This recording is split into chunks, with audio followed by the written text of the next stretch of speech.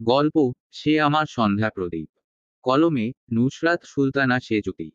চতুর্থ পর্ব। এক ঝাঁক সোনালি রোদ্দুর আর ভোরের শান্ত আবহের মাঝে তীরর ছাদবিহীন লাল জিপ ছুটছে। এখনো সেই চিরাচরিত বন্ধুরা সাথে। এয়ারপোর্ট থেকে ফিরছে তারা। শাফিনের ফ্লাইটের সময়সূচি আজ। মায়ের উন্নত চিকিৎসা হেতু ভারতের পথে উড়াল দিয়েছে সে।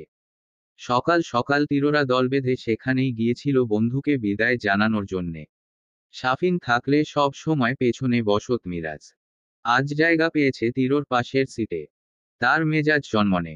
সিগারেট ফুঁকতে ফুঁকতে শীষ বাজছে গলায়। তীরর নজর রাস্তায়। এই সময় পথে যানবাহন স্বল্প হওয়ার কথা হলেও পোর্ট এরিয়ায় গতানুগতিক জ্যাম। তার ফর্সা মুখবিবর স্ফীত। ঘুম হচ্ছে না কিছুদিন। কোনো এক অমোঘ চিন্তায় মস্তকের সমগ্র কোষ ব্যস্ত হয়ে থাকে। কত অব্যবস্থ ভাবনা স্নায়ুতে দাপিয়ে বেড়ায় নিরন্তর। তন্মধ্যে নাহিদ মন খারাপ করে বলল, শাফিন যাওয়ার সময় মুখটা কেমন করে রেখেছিল দেখেছিস? মনে হচ্ছিল কেঁদে দেবে। আমাদের ছেড়ে যেতে হয়তো খারাপ লাগছিল বেচারার। বিপরীতে ফোঁস করে শ্বাস ফেলল মুশফিক। শাফিনের মন খারাপের সঠিক হদিস সে যে একটু হলেও জানে। প্রসঙ্গ কাটাতে আবদার ছুড়ল, বিট্টু চা খাবো? একটা টং দেখে থামাস তো। মাথাটা ধরেছে খুব। আরমান জানালো, আমারও। মিরাজ কেমন খ্যাক করে উঠল। মাথা থাকলে ব্যথা করবেই। এর জন্য যেখানে সেখানে চা খেতে হবে। এরকম হলে বগলে ফ্লাক্স নিয়ে ঘুরবি। আপাতত বাড্ডায় কাজ আছে আমার। তাড়াতাড়ি যেতে হবে। পরপর ফোঁসফোঁস করে বলল, মঞ্জু নামের একমা এলাকায় নতুন সেলুন বসিয়েছে। কোত্থেকে এসছে কে জানে। ব্যাটার কথা জানি না, তবে সাগরেদের কলিজা বিশাল। নান্নুকে দিয়ে এ মাসে চাঁদা আনতে পাঠিয়েছিলাম, দিল না। ওর সেলুনের কাঁচ না ভাঙা অবধি আমার শান্তি হচ্ছে না বিট্টু। মুশফিক মস্তক ঝুলিয়ে বলল, হু, ঢাকায় নতুন মনে হয়। আমাদের চেনে না ওই জন্য। ভাবিস না, বায়োডেটা পেলেই আপনা আপনি টাকা দিয়ে যাবে। তীব্র সুধাল, কত নম্বর গলিতে? আরমান উদ্বেগ নিয়ে বলল, একেবারেই ভেতরের দিকে। শপিং সেন্টার আছে না? ওটার উল্টো পাশের গলির শেষ মাথায়। ওই জন্যেই তো এতদিন দেখিনি। এসেছে নাকি সপ্তাহখানেক। যাক গে, এসব ছোটখাটো ব্যাপার নিয়ে তুই ভাবিস না, আমরা আছি তো। তার জবাব এলো, কাল থেকে আমি এমনিতেও বাড্ডায় থাকবো না। চকিতে চাইল সবাই। মিরাজ হুলস্থুল বাঁধিয়ে বলল, থাকবি না? থাকবি না মানে? গাজীপুর যাব। সে তো জানি। কিন্তু শহরে থাকবি না কেন? তুই কি ওখানে পার্মানেন্টলি যাচ্ছিস? চোখ বড় বড় করে বলল আরমান, জানি না। টেম্পোরারি গেলেও সময় লাগবে। তবে সপ্তাহে 2-3 বার আসবো এখানে। ততক্ষণ তোরা সামলাবি। মুশফিক মাথা চুলকায়। বলতে গেলে বন্ধুদের মধ্যে তার বুদ্ধি প্রখর। কিন্তু শক্ত তীরর পোক্ত কথা আপাতত ঘটে ঢুকছে না। নাহিদ বলল, তুই তো সেদিন কিছুই বললি না। কি করবি কিছু ভেবেছিস? হু। ওরা আগ্রহ ভরে চাইল, কি ভাবলি? তীব্র খুব গুছিয়ে বলল, নাহিদের কথা ঠিক, পুষ্পিতার কাছে আমি মাস্তান। মেয়ে যা ভীতু, আমাকে দেখলে ভেগে যায় যেখানে, পছন্দ করি জানলে, না হার্ট অ্যাটাক করে মরে। তারপর বিড়বিড় করল, ভীতু মেয়ে একটা। আরমান বলল, তাহলে এখন? তার ছোট, নিরুদ্বেগ উত্তর, ভদ্র হব। কথাটায় পুষ্পিতার নয়, মাইক্রোমিটার বেগে অ্যাট্যাক হলো ওদের। এক একজন মুখ থুবড়ে হোঁচট খেল যেন। গোল গোল চোখে চেয়ে বলল, ভদ্র হবি তুই? তীরর অস্বস্তি দেখা যায় না। উল্টে বন্ধুদের প্রতিক্রিয়ায় মজা পেয়েছে। হাসল ঠোঁট কামড়ে। কিন্তু খুশি হয়ে গেল নাহিদ। তীব্র ভালো হওয়া মানে ওর আনন্দের সীমা নেই। চকচকে নেত্রে চেয়ে বলল, সত্যিই ভদ্র হয়ে যাবি বিট্টু? খুব ভালো হবে তাহলে। এই মাস্তানি টাস্তানি তো এমনিতেও ভালো কথা নয় বল। তবে প্রভাব পড়ল বাকিদের ওপর। তারা তখনও হজম করতে পারেনি।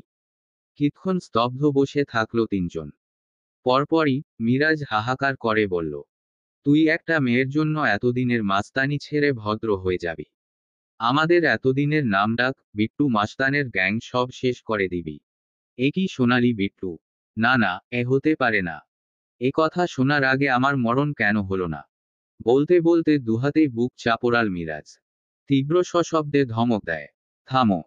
ও থামল, কিন্তু মুশফিকও সমান দুঃখী গলায় বলল, তুই সত্যিই সব ছেড়ে দিবি? আমাদেরও। তীব্র জিপের হুইল ঘোরাতে ঘোরাতে ঘাড় বাঁকায়।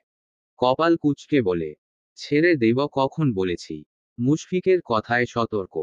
এই যে বললি, ভদ্র হবি। ভদ্র হব বলেছি, সত্যিই হব নাকি? আরমান বুঝতে না পেরে বলল, মানে? চতুরের ন্যায় হাসল তীব্র। চোখের চাউনিতে স্বচ্ছ চালাকি লেপ্টে জানালো, মিথ্যা মিথ্যে ভদ্র। চারজন মুখ চাওয়াচাওয়ি করে। মুশফিক চোখ পিটপিট করে বলল, মিথ্যে? মিথ্যে? সেটা কিভাবে? তীরর টপ্ত, স্পষ্ট স্বর। বিট্টু মাস্তান থেকে তীব্র রেজা তালুকদার হব যেভাবে, ঠিক সেভাবেই। তারপর ওদের দিক চেয়ে বলল, তোরা জানবি আমি খারাপ, আমি জানবো আমি খারাপ। গোটা ঢাকা শহর জানবে বিট্টু খারাপ। শুধুমাত্র পুষ্পিতা জানবে, তীব্র Reza Talukdar is one of the best gentleman in the world. সবাই শূন্য দৃষ্টিতে চেয়ে রইল কিছুক্ষণ। পুরো কথাটাই মাথার ওপর দিয়ে গেল। নাহিদ কৌতূহলে গলা ভিজিয়ে শুধাল, তা কি করে সম্ভব? তীব্র চোখ ছোট করল, কেন? কাল তুই বললি না, আমি মাস্তান জানলে ও উল্টো পথে পালাবে। সেজন্যেই এমন বুদ্ধি করেছি, মেয়ে পালাবে না, দিনে 3 বার সালাম ঠুকবে আমায়। আরমান বোকা বোকা কণ্ঠে বলল, সে তো তোকে সবাই এমনিতেই সালাম দেয়। মেয়েটার সালামে এমন কি এসে যাবে? তীব্র বিদ্বিষ্ট হয়ে বলল, গর্দভ। যা বুঝিস না তা নিয়ে কথা বলিস কেন? সে ঠোঁট ওল্টায়, আমার কি দোষ? তুই আজকাল এত পেঁচিয়ে কথা বলছিস, কিভাবে বুঝবো? তুই তো এমন ছিলি না রে ভাই। একটু সোজা করে বল না। তীব্র কটমটে কণ্ঠে বলল, আমি যে কতগুলো আহাম্মক পুষছি তোরা তার প্রমাণ। একটু থেমে, এনিওয়ে খুব শীঘ্রই আমি পুষ্পিতার নতুন ভার্সিটিতে জয়েন করছি, লেকচারার হয়। এ কথা যেন কোনো কথা ছিল না, ছিল বিকট শব্দে বাজ আছড়ে পড়ার আওয়াজ। সবেগে মাথা ভো ভো করে চক্কর কাটল ওদের। কোটর রেখে বেরিয়ে এলো চোখ। সমস্বরে চিৎকার করে বলল, কি? মীরা জাওরাল, লেকচারার? মুশফিক বলল, ভার্সিটির। আরমান বলল, তাও বিট্টু। নাহিদ হতবাক হয়ে বলল, এ কি শুনলাম? এমন শক্ত মিথিলার বিয়ে হওয়াতেও পাইনি। মিনিট কয়েক কেউ নড়লচড়ল না। তবে সবার চোখের সামনে অতীতের কিছু কথা ছবির মতন ভেসে ভেসে উঠল। একবার পরীক্ষার হলে তীরর পাশে টপারের সিট পড়ে। সচেতন ছেলেটা কিছুতেই নিজের খাতা দেখে ওকে লিখতে দেবে না। এ নিয়ে বেশ রং তামাশা করল হলে। ইনভিজিলেটরকে নালিশ অবধি ঠুকল। আর তারপর যখন পরীক্ষা শেষে বের হলো, তীরর হাতের কারিশমায় নাকমুখ ফাটিয়ে ঘরে ফিরল বেচারা। পরের পরীক্ষাগুলোয় কাহিনী উল্টে গেল পুরোপুরি। প্রতিটা পরীক্ষায় তীরকে শুধু খাতা মেলে দেখানোই নয়, পারছিল না নিজে ওর খাতায় লিখে দিতে। সেই ছেলে কিভাবে? ওদের মাথা ঘোরা কমল না। মিরাজের মনে হলো তার সামনে অন্ধকার নেমেছে। কিচ্ছু দেখা যাচ্ছে না। তৎপর বোতল নিয়ে ছিপি খুলেই চোখে মুখে ঝাপটা দিল জলের। ঘন ঘন শ্বাস ফেলে আকাশের দিক মুখ করে বলল, হে পৃথিবী! আজ যদি আমি মরে যাই তাহলে মনে রেখ, বিট্টুর দেয়া চমকের জন্য মরেছি। দয়া করে এমন ভয়াবহ চমকের সম্মুখীন আর কোনো অবলাকে করো না। মুশফিক বলল, আমাদেরও মাথায় একটু পানি দেওয়া উচিত। সব কেমন ঝাপসা দেখছি, কানেও আবছা শুনছি। তীব্র রেগেমেগে বলল, এই জন্যেই তোদের কিছু বলতে চাই না। মিরাজ তত্র ওর দিক এগোল। উরু চিপতে চিপতে বলল, না না ভাই বল। বাকিটা না শুনলে আজ মরলেও শান্তি হবে না আমার। নাহিদের বিষয়টা মোটেই ভালো লাগেনি। মিথ্যে মিথ্যে ভদ্র হওয়া তো কাউকে ঠকানো। বলল, তুই হঠাৎ লেকচারার হওয়ার কথা কেন ভাবলি? চাইলে অন্য উপায়েও মেয়েটাকে পেতে পারতি। তোর যা লম্বা হাত, তুলেও আনা যেত। শুধু শুধু এত কষ্ট করবি? ধীরস্থির কথাগুলোর আড়ালে নাহিদের সুপ্ত অনুরাগ বুঝতে বাকি নেই তীরর। সে সম্পূর্ণ মনোনিবেশ ব্যস্ত রাস্তায় রেখে বলল, মেয়ে মানুষ ফুলের পাপড়ির মতো। একটু চেপে ধরলেই ঝরে যাবে, নেতিয়ে পড়বে। সেখানে জোর জবরদস্তি মানে তো আস্ত ফুলটাই নষ্ট। তাছাড়া এমনিতে খারাপ হলেও এই বিষয়ে যে আমার চরিত্র বাধাই করার মতো সেটা তোরা অন্তত খুব ভালো করে জানিস। তাহলে অহেতুক তুলে আনা, জোর করা এসব করে অতদিনের রেকর্ড ভাঙতে যাব কেন? যদি আপোসে মেয়ে ধরা দেয়, তার মতো আনন্দ তুলে আনায় আছে। নাহিদ দীর্ঘশ্বাস ফেলে দুপাশে মাথা নাড়ল। মুশফিক বলল, কিন্তু শিক্ষক বাবার সমান, মেয়ে যদি এই নিয়ম মেনে তোকে আব্বার নজরে দেখে? তাহলে তো আমও যাবে, ছোকলাও যাবে। থাকবে শুধু আটি। তীব্র বলল। সেই সুযোগ ওকে দিলে তো। বখাটে হওয়া যেমন অসম্মানজনক, তেমন সবচেয়ে সম্মানজনক প্রফেশন হচ্ছে শিক্ষকতা। মাস্তান হয়ে যার ভয়ডরের লিস্টে থাকবো, শিক্ষক হলে সেই শ্রদ্ধায় মাথায় তুলে রাখবে। মিরাজ চিন্তিত কণ্ঠে বলল। কিন্তু ও তোকে চিনবে না। মুশফিক উত্তর দেয়। চিনবে কিভাবে? আমরা তো ওর সামনে মুখ ঢেকেছিলাম। আর সেবারও বিট্টু মুখ ঢেকেই গেছিল। তবে গলার স্বর চিনতে পারে। তীব্র সূক্ষ্ম হেসে বলল। দেখাই যাক না কি হয়। আমি নিশ্চয়ই কোনো কাঁচা খেলোয়াড় হয়ে মাঠে নামতে যাচ্ছি না। পুষ্পিতার সামনে থাকবো, কিন্তু ও বুঝবে না। ধরতে পারবে না। লেকচারার তীব্র রেজা তালুকদারি, ওকে তুলে নিয়ে যাওয়া সেই বিট্টু মাস্তানের অন্য রূপ। আরমানের গলার কাছটায় খুসখুস করছে খুব। কিছু বলতে চায়। অনেকক্ষণ পর রয় বলল। কিন্তু তুই নিজে জীবনে একটা প্যারাগ্রাফ মুখস্থ করেছিস কি না সন্দেহ। ওখানে গিয়ে কি পড়াবি ভাই? বই খুলে যদি অজ্ঞান হয়ে যাস। তীব্র টক্ত চোখে চাইল। শস্যব্যস্ত ঠোঁট আঙুল চেপে ধরল ও। মুশফিক বলল ভিন্ন কথা। গাজীপুর তুই একা গিয়ে থাকবি। আমাদের নিবি না। তীব্র মুখের ওপর বলল। না। মাথা খারাপ। মেয়ে দেখলে ছুকছুক করা বিড়ালগুলোকে সাথে নেব। ও ঠোঁট উল্টে বলল। আমরাও না হয় ভদ্র সাজতাম। তীরর কড়া কণ্ঠ। একদম না। এই ব্যাপারে তোদের একটাকেও বিশ্বাস করি না আমি। তাই তোরা ওখানে আমার সঙ্গে দেখা করা তো দূর, আমার বাসার আশেপাশেও যাবি না। দরকার পড়লে আমি আসবো এখানে। এছাড়া যা কথা হবে ফোনে। মন থাকবে। ওর চেহারায় গম্ভীরতার চিহ্ন। চাউনিতে জ্বলজ্বলে উষ্ণতা। বাধ্যের ন্যায় মাথা দোলাল চারজন। নাহিদকেও মাথা কাত করতে দেখে তীব্র বলল। তোর মাথা নাড়তে হবে না। তুই আমার সাথেই যাবি। বিস্মিত নাহিদ খুশিতে খোলবলিয়ে বলল। সত্যি? মুখ কালো হয়ে গেল বাকিদের। মিরাজ মিনমিন করে বলল। গরুটাকে সাথে নিয়ে কি করবি? তীরর কাট জবাব। ঘাস খাওয়া। তোদের কোনো সমস্যা? ওরা আবার দুপাশে মাথা নাড়ে। এদিকে স্বস্তির শ্বাস ফেলল নাহিদ। গুলশানে মিথিলাকে নিয়ে প্রতিটি মোড় ঘুরেছে সে। প্রতিটা কোনায় ওর স্মৃতি। যা বড্ড পোড়ায় এখন। বুকের বেদনা বাড়ায় সহস্রগুণ। এই যে ও সবার সামনে হেসে বেড়ায়, প্রফুল্ল স্বরে কথা বলে, নিয়মিত আড্ডায় আসে বন্ধুদের, এসবের কারণ একটু ব্যস্ত থাকার চেষ্টা। ব্যস্ত থাকলে তবেই না সব ভুলে থাকা যাবে। মিথিলার প্রসঙ্গ আসলে তার বন্ধুমহল বিরক্ত হয়, ধমকায়। কিন্তু ওর ভেতরের ভালোবাসাটুকু কেউ বোঝে না। ভালোবেসে যে হারিয়েছে সে জানে এর জ্বালা। মেয়েটা যেমনই হোক, ওর প্রতি ভালোবাসা তো মরেনি। হয়তো মরবেও না। যাক, শহর ছেড়ে গেলে অন্তত একটু ভালো থাকা যাবে। দেখা গেল ওখানেই মিলল নতুন করে বাঁচার কোনো শক্ত ভিত। রাস্তায় জ্যাম পড়েছে। তীব্র জিভ থামালো। চোখ দুটো সিগন্যালের চকচকে আলোতে রইলেও মস্তিষ্কে চলল অন্য কিছু। চিন্তায়, ভাবনায়, চাউনিতে টলমলে কোনো প্রতিচ্ছবি তার। সেখানে একটু পর পর হানা দেয় কারো ভীতসশস্ত্র মুখ। প্রথম রাতে ওকে দেখে কুকড়ে বসা পুষ্পিতা। পরের বার ত্রাসে দৌড়ে যাওয়া পুষ্পিতা। তীব্রশীয় মনে হাসল, বিড়বিড় করল। দেখা হচ্ছে ভীতু মেয়ে। বিট্টুর থেকে পালালেও তীরর থেকে রেহাই পাওয়ার কথা ভুলে যাও। মুশফিক ওর দিক চোখ রেখে আস্তে আস্তে মিরাজের কানের কাছে এলো। ফিসফিস করে বলল। বিট্টুর হাবভাব সুবিধার না। ওর চোখ দুটো দেখ, কিছু আছে। এ বেটা ওই মেয়ের প্রেমে পড়েছে আমি শিওর। শুধু ভাব কমে যাবে বলে স্বীকার করছে না। মিরাজও পাল্টা ফিসফিস করল। আমারও তাই মনে হয়।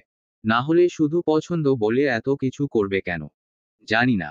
কিছু বুঝতে পারছি না। বিট্টুকে বোঝার চাইতে হিরো আলমের ইংরেজি বোঝা সহজ। মুশফিক চোখ মুখ কুঁচকে মাথায় চড় মারল ওর। শালা তুই যেমন, তোর যুক্তিও তেমন। 1 মাস পর। সকাল 7টা বাজে। আজ দীর্ঘদিন পর তালুকদার নিবাসে পা রেখেছেন আবুল হাসান। কিন্তু এখানে আসতেই ইচ্ছে করে না তার। তীব্র বাসায় থাকলে তো একেবারেই না। বরং গাড়িরই করে ওকে দেখলে। আছাড় মেরে মারতে ইচ্ছে হয়। চূড়ান্ত বেয়াদব একটা ছেলে। গুরুজন মানে না। যা নয় তাই শোনায়, তুই তোকারি করে অপমান করে। একবার তো গায়ে হাতই তুলে দিল। ইচ্ছে করে ওটাকে ঘণ্টাখানেক চাপকে সোজা বানিয়ে ফেলতে। কিন্তু ওপারও গাবুল। তীরর গায়ে অসুরের মতন শক্তিটা সেদিনকার থাপ্পড়ে হাড়ে হাড়ে টের পেয়েছেন তিনি।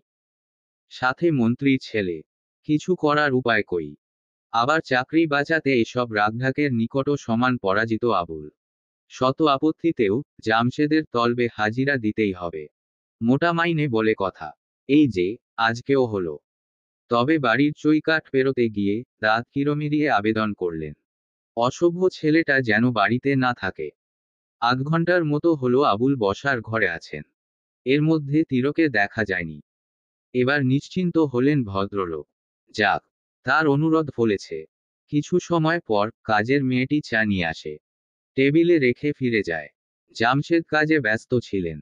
চা দেখে ওনাকে বললেন, বসো আবুল। না না স্যার, সমস্যা নেই।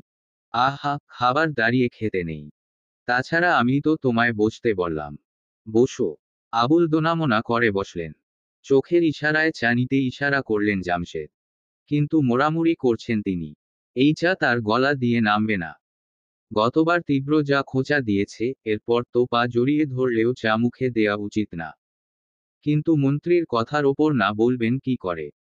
তাহলে তো এতদিন যা ভালো বিনয়ী সেজেছিলেন, সব এক ঝটকায় শেষ। পরপর ভাবলেন, বদমাশ ছেলে তো বাড়িতে নেই। খাওয়াই যায়। দ্বিধাদ্বন্দ্ব কাটিয়ে হাতে কাপ তুললেন আবুল। যেই মাত্র ঠোঁটের কাছে ধরলেন, তক্ষুনি সিঁড়িপথে গটগটে পায়ের শব্দ এলো। সঙ্গে সঙ্গে ভালো মেজাজটা দুর্দান্ত পর্যায়ে খিচড়ে গেল তার। দাঁত পিষে তিরিক্ষ মনে চোখ তুলে চাইলেন। মুহূর্তে স্তব্ধ লোচন আটকে গেল সেথায়।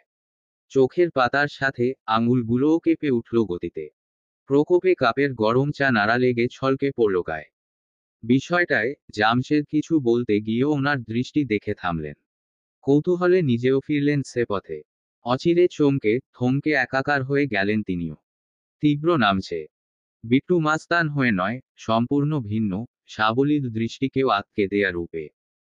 সব সময়কার অবিন্যস্ত চুল, জেল দিয়ে ব্যাকব্রাশ করা আজ। পরনের 3টি বোতাম খোলা শার্ট, গলা অবধি কলার ভাঁজ করে লাগানো। পরেছেও ফরমাল প্যান্টের সঙ্গে ইন করে। চোখে চিকন ফ্রেমের ঝকঝকে চশমা। বাঁ হাতের রূপার চেইন গায়ে। সেথায় চকচক করছে মেটালের ঘড়ি। পায়ে কালো বুট। অগোছাল খোঁচা দাড়িগুলো পুরোপুরি নিশ্চিহ্ন। ক্লিন শেভে মুখখানা লাগছে আরো ফর্সা, সাদাটে। বেশভূষায় সব মিলিয়ে ভদ্র সভ্যতার আদর্শ এক প্যাকেজ। জামশেদ রীতিমতো বসা থেকে দাঁড়িয়ে গেলেন।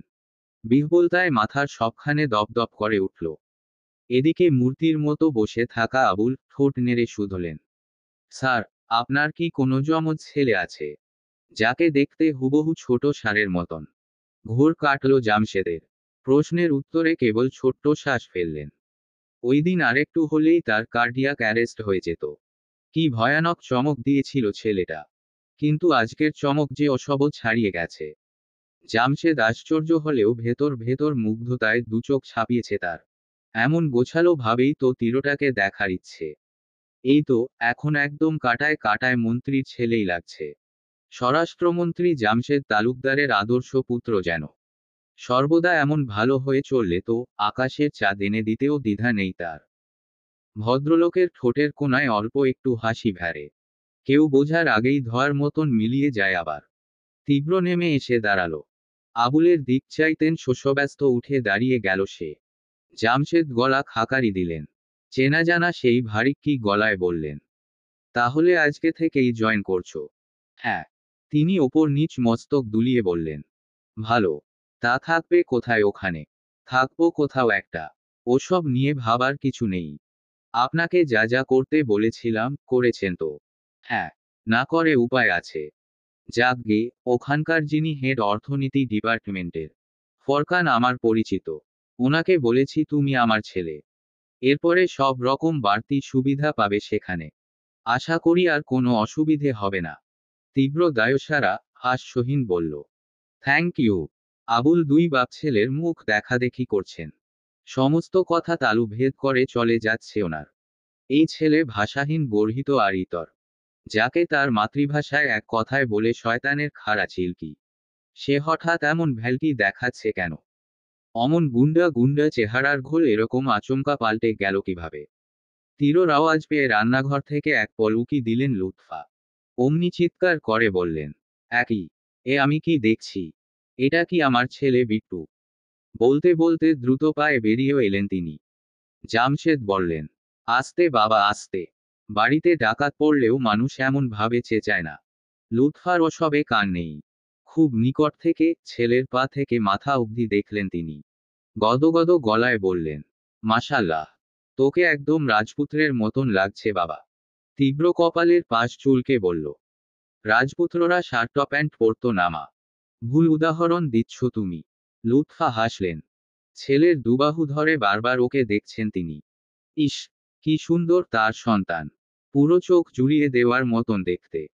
হ্যাঁ রে, সব সময় এভাবে থাকতে পারিস না। কি চমৎকার লাগছে তোকে জানিস। তা নাকি অগোছালো বখাটের মতো থাকিস। তীব্র নিঃসংকোচে বলল, আমি তো বখাটেই। আবুল ধাতস্থ হয়েছেন সময় নিয়ে, চমকটমকের ধারও সামলে নিয়েছেন। কথার মধ্যে আগ বাড়িয়ে বললেন, হ্যাঁ ম্যাডাম ঠিক কথা বলেছেন, ছোট স্যারকে মাশআল্লাহি লাগছে। সারাদিন যে মাস্তানি করে বেড়ায়, এই চেহারা দেখলে কেউ বুঝবেই না। ইয়ে, স্যারের হঠাৎ এই বেশের কি কারণ? স্যার কি কোথাও যাচ্ছেন?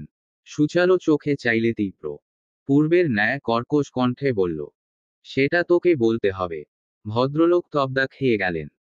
তীরর এই মার্জিত বসনভূষণ দেখে বকা মনে ভেবেই নিয়েছিলেন, ব্যবহারটাও এখন নরম সরম হবে। কিন্তু এ তো যেই লাউ সেই কদু। আবুল মনে মনে আরেকবার গালাগালি করে উড়িয়ে দিলেন ওকে। তক্ষুনি তীব্র ভ্রু উঁচিয়ে বলল, কি ভেবেছিস? ফরমাল জামাকাপড় পরেছি বলে ফরমাল হয়ে গেছি? আমি শুধু কাপড় পাল্টেছি, ক্যারেক্টার পাল্টাইনি। হাতটা আগের মতোই টনটনে। 19-20 দেখলেই যে কারো গালে পড়তে 1 সেকেন্ড লাগবে না। আবুলের মুখটা তত্র অপমানে থমথমে হয়ে এলো। জামশেদ সূচক শব্দ করলেন, না এই ছেলে বদলাবে না। প্রসঙ্গ পাল্টানোর প্রয়োজন বোধ করলেন লুৎফা। না হলে বাবা ছেলের তর্কের কোনো ভরসা নেই। আবার শুরু না হলে হয়। তীরর মনোযোগ ঘোরাতে বললেন, গাজীপুর কেন যাচ্ছিস বললি না যে বাবা? ওর জবাব, সময় হলে বলবো। আসি এখন। সাবধানে যাস। পৌঁছে একটু জানাস আমায়। তীব্র এই কথার নিশ্চয়তা দিল না। উত্তরবিহীন বাড়ি ছেড়ে বেরিয়ে গেল। এদিকে ঘটনার আদ্যপ্রান্ত না বুঝলেও যতটুকু বুঝেছেন তাতেই প্রসন্ন আবুল। তীব্র কোথাও যাচ্ছে, ওখানেই থাকবে। মানে আপাতত রাস্তা মোটামুটি পরিষ্কার।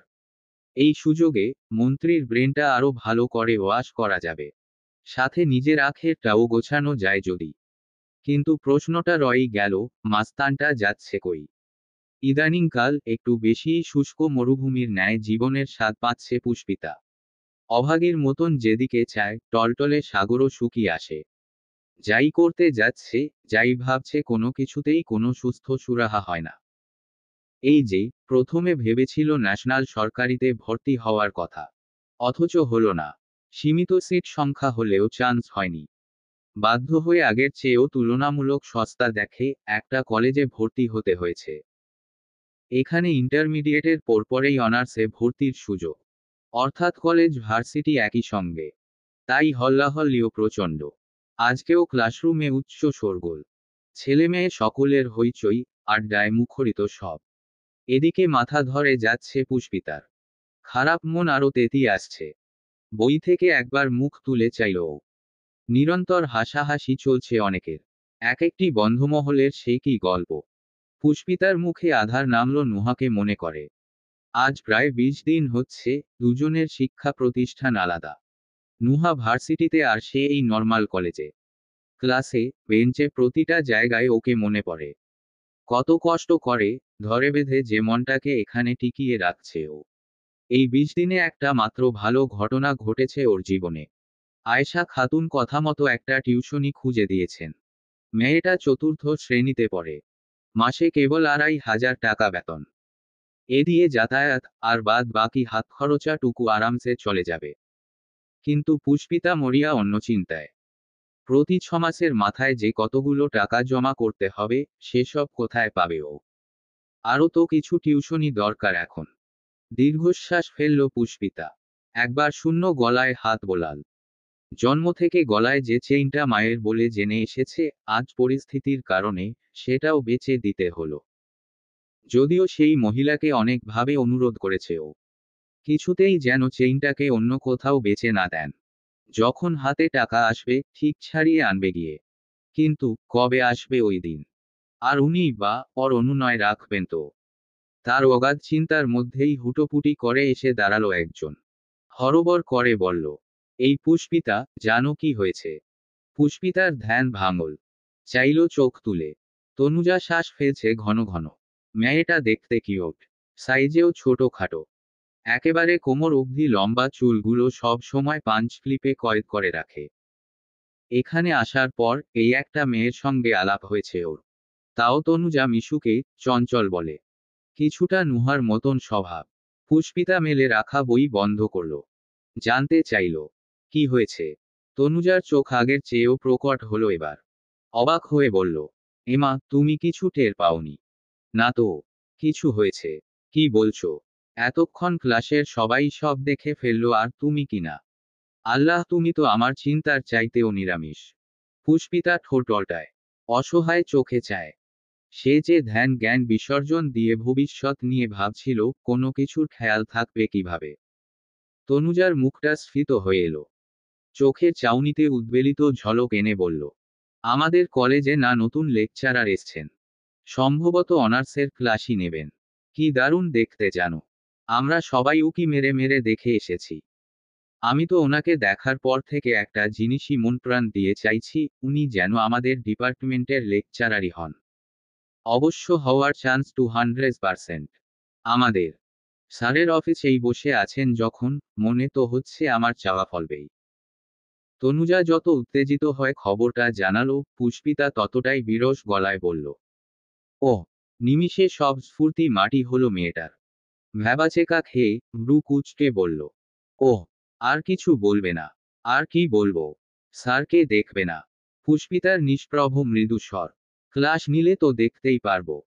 তনুজা বিরক্ত গলায় বলল, উফ, তুমি এমন কেন? সারাক্ষণ ক্লাসে বইতে মুখ গুজে থাকো। এর বাইরে একটা রঙিন দুনিয়া আছে পুষ্পিতা, সেটাও তো দেখতে হবে নাকি? পুষ্পিতা আলগোছে হাসল। কণ্ঠ উদাস। সবার দুনিয়া তোমার মতো রঙিন হয় না তনুজা। কারো দুনিয়ার পুরোটা শুধু সাদা কালো থাকে। এত শক্ত শক্ত কথা বলে লাভ নেই। আমি বুঝবি না। এর থেকে এসো, আমার সাথে এসো, আমি তোমাকে নিয়ে যাচ্ছি। এখন গিয়ে কি করব? আহা, এত কথা না বলে এসো তো। তনুজা হাত টেনে টুনে নিয়ে চলল ওর। পুষ্পিতা অনিচ্ছায় পা বাড়াল। কারো মুখের ওপর না বলা কোমল মনের সাধ্যে নেই। সাদা দেয়ালে লাগানো নেমপ্লেটে বড় করে লেখা, ফোরকান আহমেদ, অর্থনীতি ডিপার্টমেন্টের হেড তিনি। শোধিত কক্ষের ভেতরে আরও কয়েকজন পুরুষ বসে। কলেজ প্রিন্সিপালও রয়েছেন। তনুজা পুষ্পিতাকে নিয়ে দেয়ালের এক কোণা ঘেঁষে দাঁড়ালো। মাথাটা হালকা খরগোশের মতন নামিয়ে উকি দিল ভেতরে। কলেজের মেয়েগুলো বেশি ঘুরঘুর করছে এখানে। যাতায়াতের ছুতোয় বারবার আসা যাওয়া ওদের। পুষ্পিতার চোখে মুখে অনীহা। তার মাথায় শুধু টাকার চিন্তা ঘুরছে। সেখানে দেখতে সুন্দর সার দিয়ে ওর কি লাভ? তনুজা ফিসফিস করে বলল, ওই দেখো পুষ্পিতা। প্রিন্সিপাল স্যারের বাম দিকে যে ইয়াং লোকটা বসে উনিই নতুন টিচার। পুষ্পিতা অমন অনীহ চোখেই তাকালো।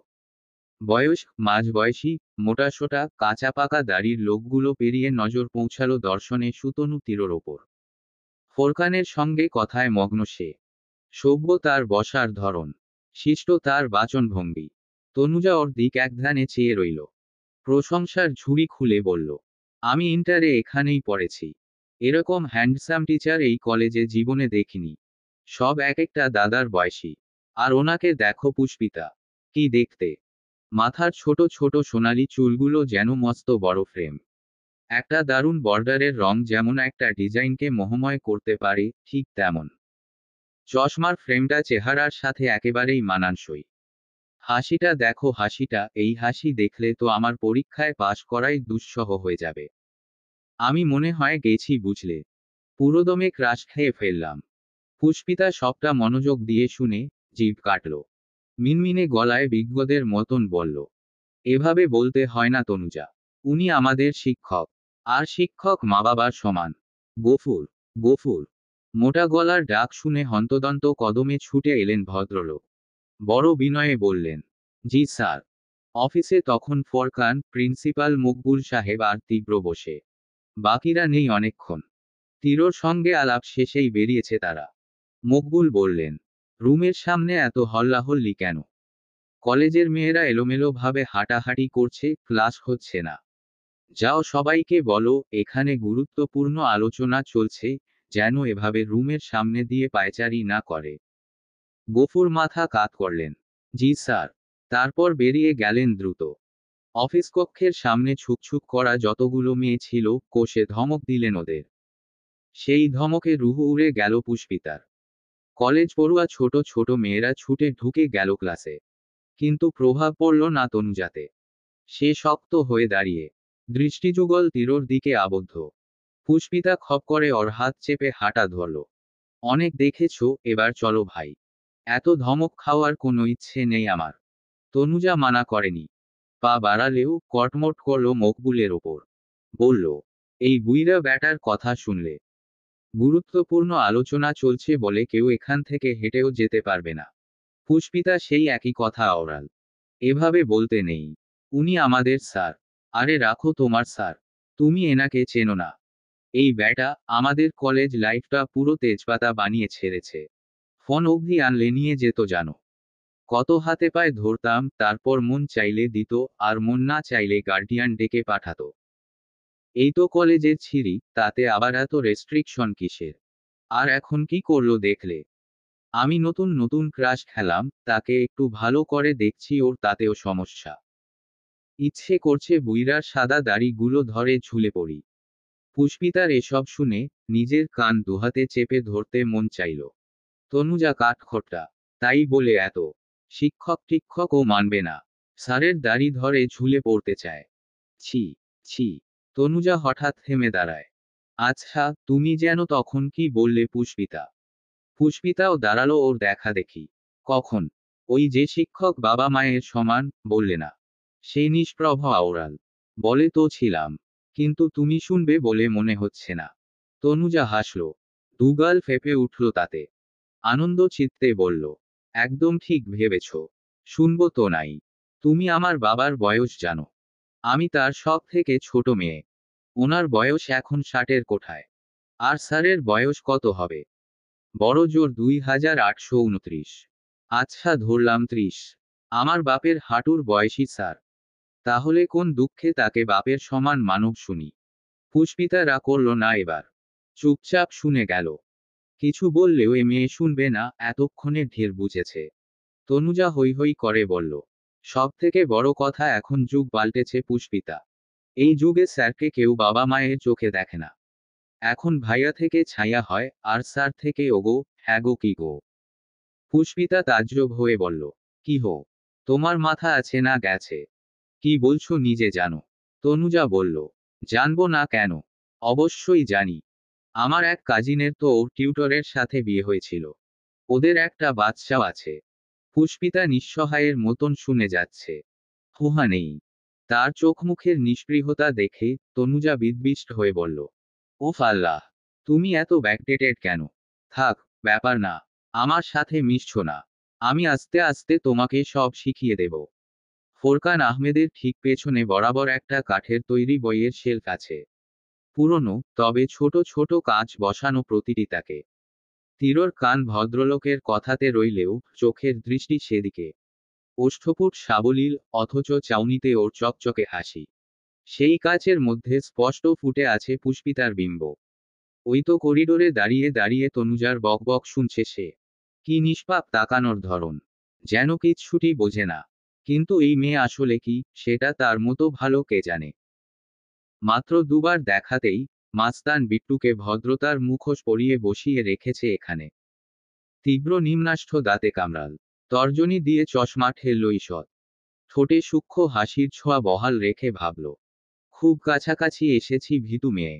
আমাকে এখানে টেনে আনার খেসারত এবার প্রতি প্রহর দেবে তুমি। তন্মধ্যে মকবুল সাহেব বিদায় নিলেন। কিছু কাজ আছে ওনার। পরপরই ডাকলেন ফোরকান। মিস্টার তালুকদার। তীব্র চোখ ফেরাল। মৃদু জবাব, জি। উনি প্রস্তাব ছুড়লেন, চলুন, আপনাকে ডিপার্টমেন্টের স্টুডেন্টদের সঙ্গে আলাপ করিয়ে দেই। মুচকি হাসল সে। দাঁড়িয়ে বলল, নিশ্চয়ই। তারপর পথ দেখিয়ে বলল, আপনি গুরুজন, আপনি আগে যান। ফোরকান বিস্মিত, বিমোহিত সাথে। তিরোর পরিচয় তিনি জানেন। তাই তো এমন তোষামোদ। না হলে কত টিচার এলোগেল, এতটা সময় কখনোই নিজের কক্ষে বসিয়ে খাতির করেননি উনি। করার দরকারই বা কি? কিন্তু এ ছেলে কত বড় লোক। তার উপর সাক্ষাৎ মন্ত্রীপুত্র। অথচ বিন্দুমাত্র অহংকার নেই। আহা কি শিক্ষা! কি ভদ্রতা! তিনি আপ্লুত হেসে বললেন, আগে পরে নয়, চলুন একসাথে যাই। তীব্র ঘাড় নাড়ে, পাশে পা মিলিয়ে বলে, একটা কথা বলার ছিল আপনাকে। জি জি নিশ্চয়ই, বলুন। আপনাকে আমার বাবা কিছু বলেছেন। জামশেদ স্যার? কি ব্যাপারে বলুন তো। ফোরকান থামলেন। মিনিট কয়েক মনে করার চেষ্টা করেই উদ্বেগ নিয়ে বললেন, ও হ্যাঁ, ওই ব্যাপারটা তো। আপনার আসল পরিচয় যাতে আমি কাউকে না বলি। আপনি যে জামশেদ স্যারের ছেলে সেটা। জি। কারণটাও তো বলেছে আপনাকে। হ্যাঁ, শুনলাম। আর সত্যি বলতে কথাটা শোনার পর থেকেই আপনার ওপর আমার অন্যরকম ইমপ্রেশন কাজ করছে মিস্টার তালুকদার।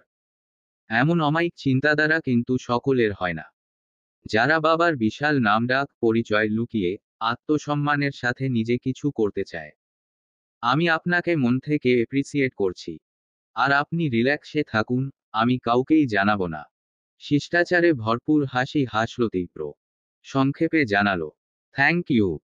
উচ্চর্বের ক্লাসরুম স্তব্ধ হয়ে গেল। ফোরকান আহমেদ প্রবেশ করার সাথে সাথে পেছনে তীব্র ঢুকল ওনার।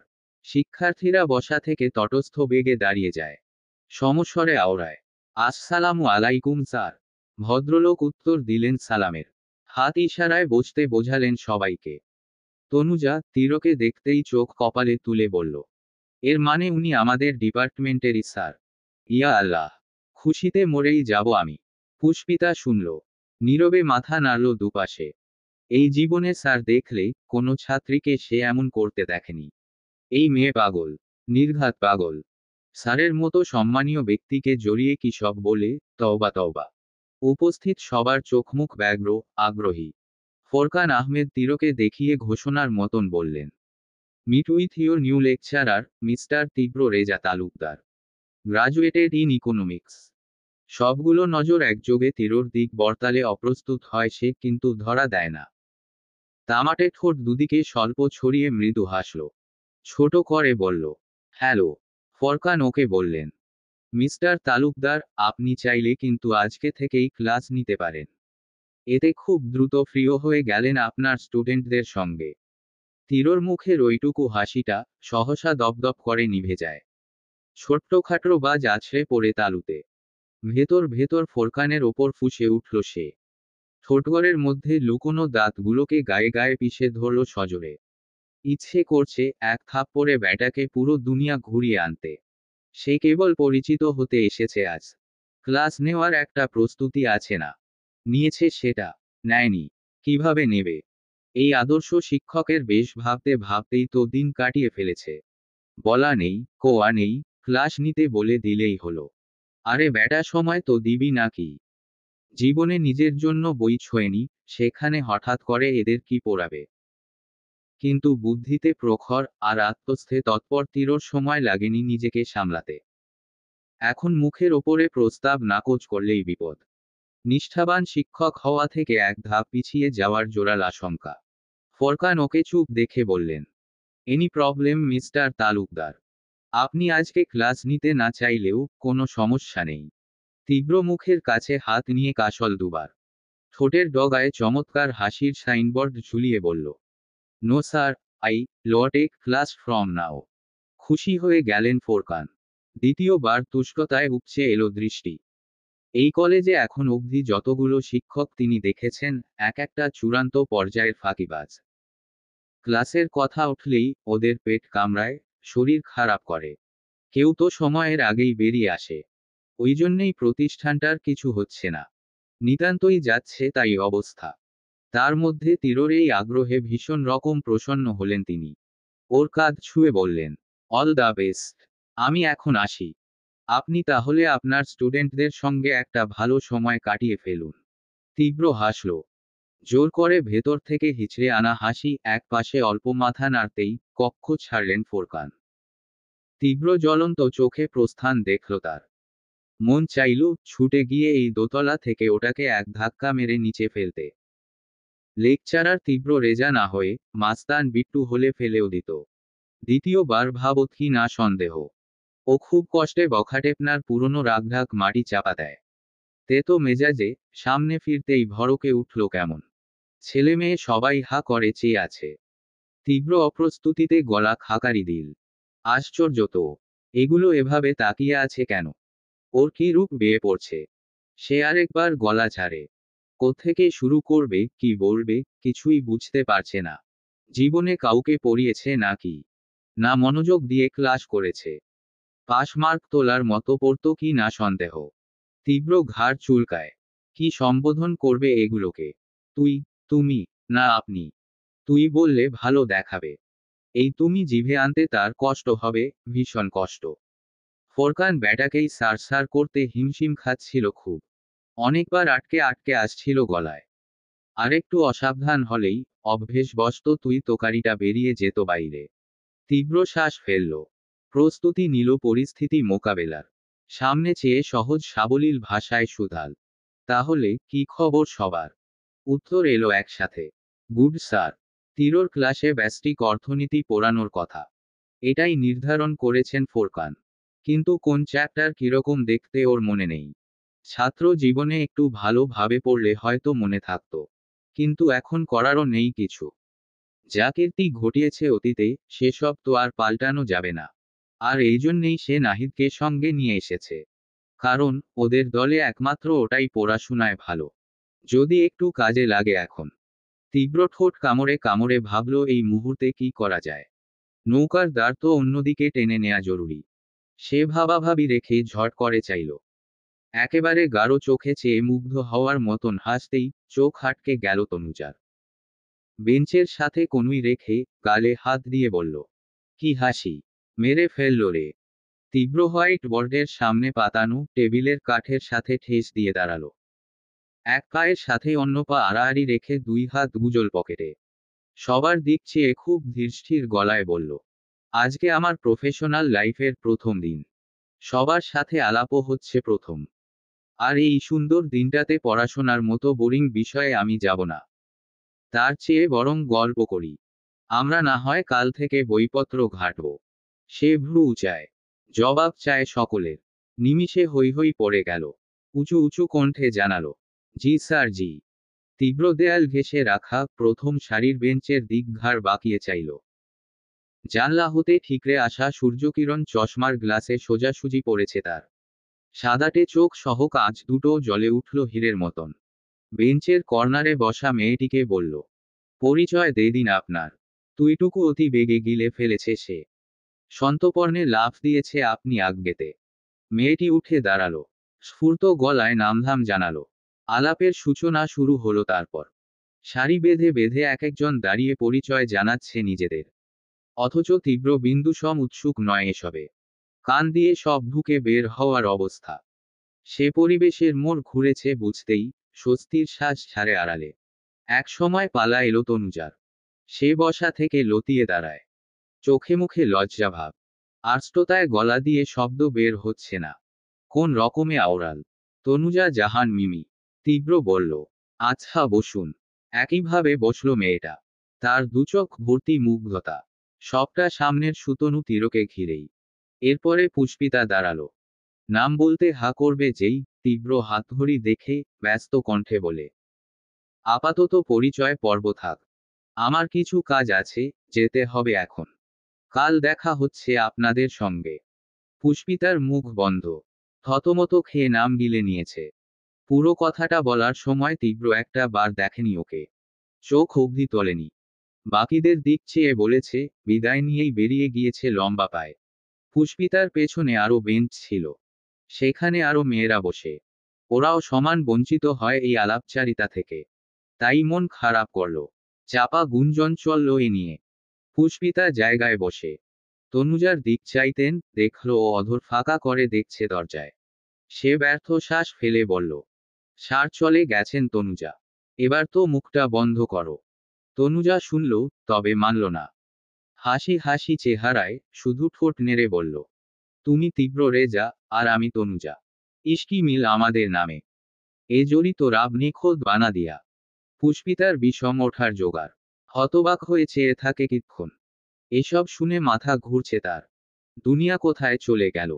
শিক্ষকের সাথেও এখন নামের মিল খোঁজে মেয়েরা। নাহিদের অবস্থা বিপন্ন। মহাবিপাকে পড়েছে সে। বিষয়টা হলো, সে আজ তিরোর সাথে গাজীপুরে এসেছে। না, একসাথে আসেনি। তীব্র সকাল সকাল এলেও সে পৌঁছালো কেবল। সাথে এক ট্রাক আসবাব। একটা ফাঁকা বাসায় দুজন ছেলে থাকতে যতটুকু লাগে, ঠিক তাই তাই। না কিছু বাড়তি, না কিছু কম। যে ঘরটা ওরা ভাড়া নিয়েছে, সেটার দরজায় বিশাল জং ধরা তালা ঝুলিয়েছেন বাড়িওয়ালা। খোলার জন্য দিয়েও গেছেন মরিচা পড়া চাবি। এখন জঙে জঙে মিলে সব ওলটপালট হয়ে গেল। সেই কতক্ষণ ধরে তালা খোলার চেষ্টায় সে খুলছেই না। ওদিকে গেটের বাইরে ট্রাক দাঁড়িয়ে। তালা না খুললে সেসব ঢোকাবে কি করে? বজ্জাত বাড়িওয়ালাটাও না। জানি তো ওরা আজ আসছে এখানে। ঘরটা আগেভাগে খুলে রাখতে পারল না। নাহিদ অনেকবার চেষ্টার পর বিরক্ত হয়। আশপাশ দেখে নেয় হন্যে চোখে। তার পাশের ফ্ল্যাটেও তালা ঝুলছে। কাউকে ডেকে যে একটু সাহায্য চাইবে, তারও উপায় নেই। শান্ত ছেলেটার মেজাজ চটে এলো। কপালে জমা ঘাম মুছল বা হাতে। বিড়বিড় করে করে কাজে ব্যস্ত থাকার মাঝেই কানে এলো অন্য চাবির ঝনঝন শব্দ। তৎক্ষণাৎ পাশ ফিরে চাইল ও। নেত্রদয় চকচক করে ওঠে সবেগে। একটা মেয়ে। সেও তালা খুলছে। নাহিদ দেখল, মেয়েটা চাবি দিয়ে একটা মোড় দিতেই আরামসে লক নেমে গেল। আরে বাহ! সে সাহায্যের কথা বলতে গিয়েও থামে। ভাবে, বিষয়টা ঠিক হবে না। বাড়িয়ে কথা বলতে গেলে ওকে খারাপ ভাবে যদি। গালিও দিতে পারে। না না, বাবা থাক। দরকার পড়লে এই তালা খুলতে খুলতে ও জান দেবে, কিন্তু কোনো মেয়ের কাছে মান দেয়া যাবে না। নুহার হঠাৎ মনে হলো ওকে দেখছে কেউ একজন। ঘরে ঢুকতে গিয়েও পেছনে ফিরে তাকালো। যা ভেবেছিল তাই। কথাকার কোন ছেলে রীতিমতো ড্যাবড্যাবে নজরে চেয়ে এদিকে। ব্রু কোচকাল নুহা। মেজাজটাও খারাপ হলো বটে। খ্যাক করে বলল, কি সমস্যা? এভাবে তাকিয়ে আছেন কেন? একাকার সিদ্ধান্তহীনতা সমেত চেয়ে থাকা নাহিদ নড়েচড়ে উঠল। থতমত খেয়ে বলল, জি। কই, কিছু না তো। নুহা পুরোপুরি ঘুরে দাঁড়ালো ওর দিকে। কিছু না হলে ঠোঁট দুটো অমনিষ্টে ছড়িয়ে ছিল কেন? নাহিদ অপ্রতিভ হয়। চোখ নামিয়ে নেয়। সে তো বাজে ভাবে তাকায়নি। শুধু ভাবছিল, সাহায্য চাইবে কিনা। আর এতেই বিশ্রী একটা অবস্থা হয়ে গিয়েছে। মেয়েটা তার ফুলের মতো পবিত্র চরিত্রখানা নিয়ে সন্দেহ করল না। নুহা তীক্ষ্ণ নজরে নাহিদকে দেখছে। নিতান্ত ভোলাভালা একটা মুখ। ঢিলে শার্ট পরনে। কলার অবধি বোতাম লাগানো। গলার হার দেখার অবস্থাও রাখেনি। শার্টের হাতা কবজি অবধি টানা। কালো চুলগুলো একপাশে সিথি করে আছড়েছে। সে কপাল কুঁচকে রেখেই নাহিদের আপাদমস্তক মেপে নেয়। এতে অধিক অস্বস্তিতে গাঢ় হয় ছেলেটা। হাত দিয়ে কলারটা ঠিকঠাক করে আরেকটু। নুহা মনে করার ভঙ্গি করে বলল, আপনাকে কোথায় যেন দেখেছি। চেনা চেনা লাগছে। কিন্তু আমি যে আপনাকে চিনি না। নুহার প্রয়াস ব্যর্থ। সে মনে করতে পারল না। তবে স্বর পুরু করে সুধাল, নতুন এসেছেন? নাহিদ দাঁত মেলে হেসে বলল, জি। নুহা কাট গলায় বলল, উত্তর জানতে চেয়েছি। দাঁত দেখতে চাইনি। দাঁত দেখাচ্ছেন কেন? নাহিদের হাসি মুছে যায়। চটপট দাঁতগুলো ঢুকিয়ে নিল ভেতরে। নুহা ভ্রু উঁচিয়ে বলল, ফ্যামিলি সহ থাকবেন? নাহিদ মুখ কালো রেখেই বলল, জি না। দুই বন্ধু উঠেছি। নুহা অবাক হয়ে বলল, দুই বন্ধু মানে? ব্যাচেলর? আমরা এখানে মেয়েরা আছি জেনেও বাড়িওয়ালা আঙ্কেল ব্যাচেলর কিভাবে ভাড়া দিলেন? বিপরীতে নাহিদ খুব আস্তে আস্তে বলল, জি সেটা আমি জানি না আপু। চাচাই ভালো বলতে পারবেন। মাথায় আগুন ধরে গেল নুহার। উষ্ণ দুপুরের রাগ বরতাল বাড়ির মালিকের ওপর। একে তো মা সারাদিন বাইরে থাকে। ঘরে ওরা দুটো যুবতী মেয়ে। তার ওপর পুষ্পিতার অমন সুশ্রী চেহারা। বিপদ তো পাশের ফ্ল্যাট থেকে হেঁটে হেঁটে আসবে। সে দাঁড়িয়ে দাঁড়িয়ে একটা তুমুল ঝগড়া বাঁধানোর সিদ্ধান্ত নিল। আগে হাত মুখ ধুয়ে আসা যাক। যেই ঘুরে ঢুকতে যাবে, নাহিদ অমনি পিছু হতে ডাকে, ইয়ে, আপু শুনুন। ফিরে চাইল নুহা। কি হয়েছে? কর্কশ গলা শুনে আর কথা বলার সাহস পেল না ও। দুধারে মাথা নেড়ে জানালো, কিছু না, কিছু না। নুহার মেজাজ পুরো তেতিয়ে এলো এবার। কিছু না হলে ডাকলেন কেন? শুধু শুধু ডেকে আমার মাথা গরম করাটা আপনার উচিত হয়েছে। নাহিদ নিষ্পাপ কণ্ঠে বলল, শুধু শুধু ডাকিনি তো আপু। আসলে আমি তালাটা কিছুতেই খুলতে পারছি না, আপনি কি আমাকে একটু হেল্প করতে পারবেন? নুহা একবার তালার দিক দেখে। ছেলে মানুষ একটা তালা খুলতে ওর সাহায্য চাইছে। কি হাস্যকর ব্যাপার স্যাপার। তবে মানা করল না। এগিয়ে এসে বলল, সরুন। বাধ্যের ন্যায় সাইড হয়ে দাঁড়ালো নাহিদ। নুহা তালা হাতে ধরে উল্টেপাল্টে দেখল। ওর দিক চেয়ে বলল, খুলব কি আমার মাথা দিয়ে? চাবি কই? ও হ্যাঁ হ্যাঁ, এই যে। শস্যব্যস্ত চাবির রিংটা ওর দিক এগিয়ে দিল নাহিদ। নুহা নিল, গাথল তালাতে। কিন্তু প্রথমেই খোলা গেল না। বহুদিন এই ফ্ল্যাটে ভাড়াটিয়া ওঠেনি। তাই তালা ব্যবহারও হয়েছে হাতে গোনা। নুহা মোচড়ামুচড়ি করল কিছু সময়। নাহিদ কানের পাশে দাঁড়িয়ে দাঁড়িয়ে বলল, হচ্ছে না। পারছেন না। খুলেছে। খুলছে না। হেই হারিয়ে রুষ্ট চোখে চাইল নুহা। ধমকে বলল, আপনি চুপ করবেন? কানের পাশে এমন মাছির মতো ভনভন করলে আমার মাইন্ড ডিস্ট্র্যাক্ট হয়ে যাবে না? নাহিদ জিভ কেটে বলল, সরি, সরি। কিছু সময় লাগাতার চেষ্টার পর খুলল তালা। নাহিদ অমনি বাহবা জানিয়ে বলল, আরে বাহ, খুলেছে তো। কি গুণ আপনার! প্রশংসা শুনে নুহা খুশি হয়নি বোধ হয়। চাবির গোছা ঝুলিয়ে ধরে থমথমে চেহারায় বলল, তালা খুলতে গুণ লাগে না, ধৈর্য লাগে। যেটা আপনার আমার মতো ছিল না। নাহিদ মেনে নিয়ে বলল, হতে পারে আপু। নুহা চেতে বলল, এই আপনি একটা তালগাছের মতন ছেলে হয়ে আমাকে আপু আপু করছেন কেন? এত সভ্যতা দেখাতে হবে না। ছেলেদের স্বভাব জানা আছে। অতিভক্তি চোরের লক্ষণ বুঝেছেন। নাহিদ মাথা কাত করল। অর্থাৎ বুঝেছে। নুহা বিভ্রান্ত হয়ে বলল, আজব তো। আমি যা বলছি আপনি এমন মেনে নিচ্ছেন কেন? নাহিদ বোকা বোকা গলায় বলল, কেন মেনে নেওয়াটা ভুল হলো? নুহা আশ্চর্য না হয়ে পারছে না। গায়ে গতরে কি লম্বা পুরুষ। দেখতেও ভালো। অথচ এমন নির্বোধের মতন চালচলন কেন? তার মুখ থেকে বেরিয়ে এলো, ঢের্স কোথাকার। হতভম্ব নাহিদ তাজ্জব বনে তাকায়। ঢের্স কাকে বলেছে?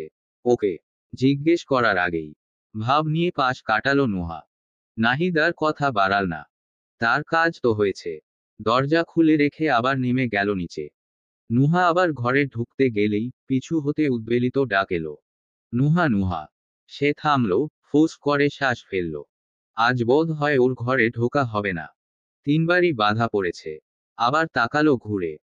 পুষ্পিতা দ্রুত পায়ে সিঁড়ি দিয়ে উঠছে। ছটফটে গলায় বলল, জানিস কি হয়েছে? আমাদের কলেজে একজন নতুন টিচার এসছেন।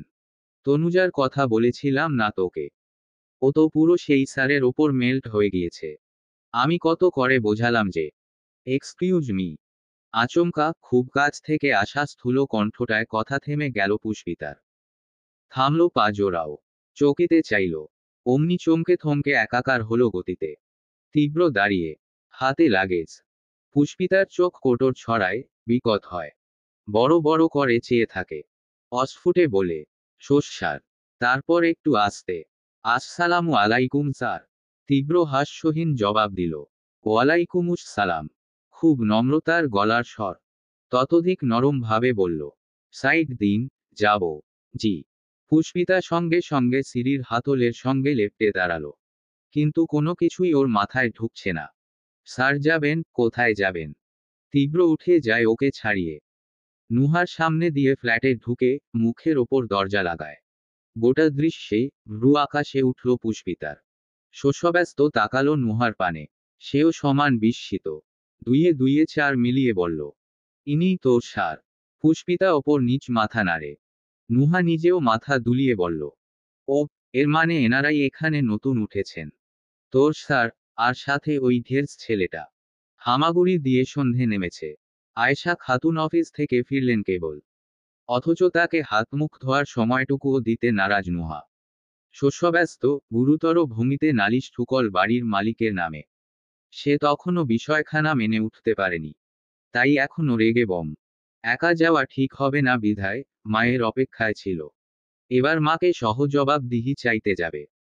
কেন অমন তাগড়া দুটো জোয়ান ছেলেকে তাদের পাশের ফ্ল্যাটে ভাড়া দেয়া হয়েছে? একটু আক্কেল জ্ঞানও কি নেই এদের? টাকার জন্য এমন কাজ কারবার। কিন্তু ঘটনা হলো উল্টো। নালিশের বিনিময়ে সামান্য একটা বালিশও মেয়েটার কপালে জোটে না। আয়েশা খাতুন যেই মাত্র শুনলেন পুষ্পিতার স্যার উঠেছে এখানে, আহ্লাদে আটখানা হয়ে পড়লেন মহিলা। রীতিমতো হুলস্থুল বাঁধিয়ে চলে গেলেন দেখা করবেন বলে। না ফ্রেশ হলেন, না বাইরের কাপড় পাল্টালেন। তার অপ্রত্যাশিত গদগদ ভাবটা থতমত খাইয়ে দিল নুহাকে। কিছু যে বলবে সেই সময়টা অবধি দিলেন না আয়েশা। সে ফ্যাল ফ্যাল করে, বকার মতন মায়ের যাওয়ার পথে চেয়ে থাকলো শুধু। তীব্র দেয়ালে পিঠ ঠেসে মেঝেতে বসেছে। ঠোঁটের ঝলসে যাওয়া চামড়ার মাঝে আনন্দ নিয়ে পুড়ছে সিগারেটের মাথাটা। কানে গোজা হেডফোনে গান বাজছে ঝুপঝুপ আওয়াজে। এদিকে গোছগাছ করে ক্লান্ত নাহিদ। পুরো ফ্ল্যাটের আসবাব ঠিকঠাক করার পর সেও এসে ধপ করে ওর পাশে বসল। শ্রান্ত গলায় বলল, খিদে পেয়েছে। তীব্র সিগারেট দেখিয়ে বলল, খাবি? নাহিদ এমন ভাবে চাইল যেন আকাশ ভেঙে মাটিতে পড়েছে। দুপাশে সজোরে মাথা নেড়ে বলল, না না, এসব আমি খাই না। তীব্র দুষ্টুমি করেছিল। নাহিদের এমন অতিরিক্ত প্রতিক্রিয়া যে আসবে তাও জানত। ছেলের সবেতে বাড়াবাড়ি। মজা পেয়ে শব্দ করে হেসে উঠল তাই। ঠোঁট ফোলাল নাহিদ। মা বলতেন, ও সহজ সরল। এই যুগে এত সোজা মানুষ চলে না। একটু চালাক হতে হয়। সত্যিই তো, সহজ সরল বলে সব বন্ধুরা ওকে নিয়ে মজা নেয়। এই বিট্টুও নিয়েছে। আর সেই দুপুরে ওই মেয়েটা সোজাসুজি ঢেরছ বলে দিল। তক্ষুনি কলিং বেল বাজে। নাহিদ উঠতে নেয় দরজা খোলার জন্য। তড়িৎ ওকে আটকে দিল তীব্র। কিছু না বলে তড়িঘড়ি করে সিগারেট স্ট্রেতে রেখে সেটা ঠেলে দিল ডিভানের নিচে। উঠে গিয়ে গায়ে কড়া পারফিউম ছড়াল। সারা ঘরে ফ্রেশনার দিল। চোখে চশমা পরে গায়ে শার্ট চাপিয়ে চলল সদর দরজার দিকে।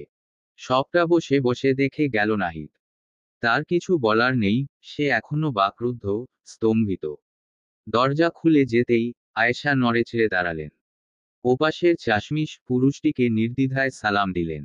আসসালামু আলাইকুম। তীব্র এনাকে চেনে। পুষ্পিতার ওপর নজরদারির যে ফাইল সে বানিয়েছিল, সেখানে নুহার মা সবার ছোটখাটো ভূমিকা আছে। প্রথমে সালামের জবাব দিল।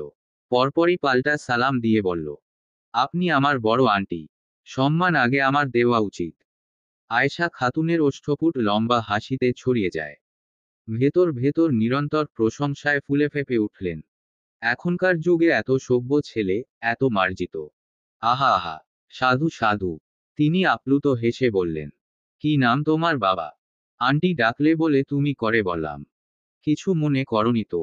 জি না। ভেতরে আসুন। না না, সমস্যা নেই। আসলে আমার মেয়ের কাছে শুনলাম পুষ্পিতার কলেজের স্যার এখানে নতুন উঠেছেন। ওই জন্যে দেখা করতে এসেছি। তীব্র ভ্রু কুঁচকে বলল, কে পুষ্পিতা? ইয়ে, তোমার ছাত্রী। ওই কলেজেই পড়ে।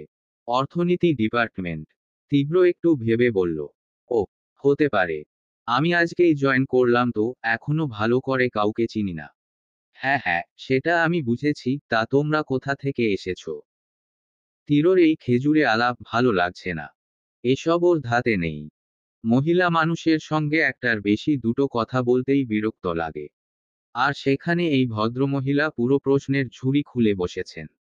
খুব গোপনে বীতস্পৃহ ভাবটুকু চাপা দিয়ে জানালো, ঢাকা থেকে। আয়েশা বললেন, আমরাও তো ঢাকা থেকে এসেছি। আপনি বাইরে কেন আন্টি? ভেতরে এসে বসুন। না বাবা, এখন না। পরে একদিন যাব। তা তোমাদের গোছগাছ সব শেষ বুঝি? না, চলছে এখনো। আচ্ছা, তাহলে আর বিরক্ত করব না। আসি। হ্যাঁ, আবার পরে কথা হবে। আর কোনো সুবিধে অসুবিধে হলে নিশ্চয়ই জানাবে কেমন? তীব্র অল্প হাসল। স্বল্প মাথা নাড়ল। আয়েশা তার ফ্ল্যাটে চলে গেলেন। তীব্র দরজা আটকে দেয়। এপাশ ফিরে ঠোঁট কামড়ে হাসে। ভদ্রমহিলা সুবিধে জানানোর দাওয়াত দিয়ে গেলেন। ওকে তো চেনে না। ঢাকা থেকে এখানে আসতে পেরেছে যখন, পাশের ফ্ল্যাটে যাওয়া এমন কি? এ ঘরে আসতেই নাহিদ শুধাল, কে এসেছিল? তোর শাশুড়ি। ছেলেটা চোখ বিকট করে বলল, মানে, মিথিলার আম্মু এসছেন। তীব্র এমনি বলেছে। নিতান্ত কথার কথা। কিন্তু নাহিদের যোগসূত্র মেলানোর ধরনে চোখ নাক কুঁচকে এলো ওর। ধমক দিয়ে বলল, চুপ কর হাদারাম, সারাক্ষণ খালি মিথিলা মিথিলা। নাহিদ মন খারাপ করে বলল, এমন করিস কেন তোরা? আমি তো ওকে ভালোবাসি। তীব্র মুখের ওপর বলল, কিন্তু ও তোকে শুধু ইউজ করেছে, এটা মাথায় কবে ঢুকবে তোর? তুই এখানে নাকে কাঁদবি, আর ও কানাডায় গিয়ে স্বামী নিয়ে সংসার করবে। 2 বছর পর যখন বাচ্চা সহ আসবে, আর তারা তোকে দেখে বলবে হ্যালো মামা, তখন কাঁদিস। নাহিদের মুখটা ছোট হয়ে গেল। মাথা নোয়াল চুপচাপ।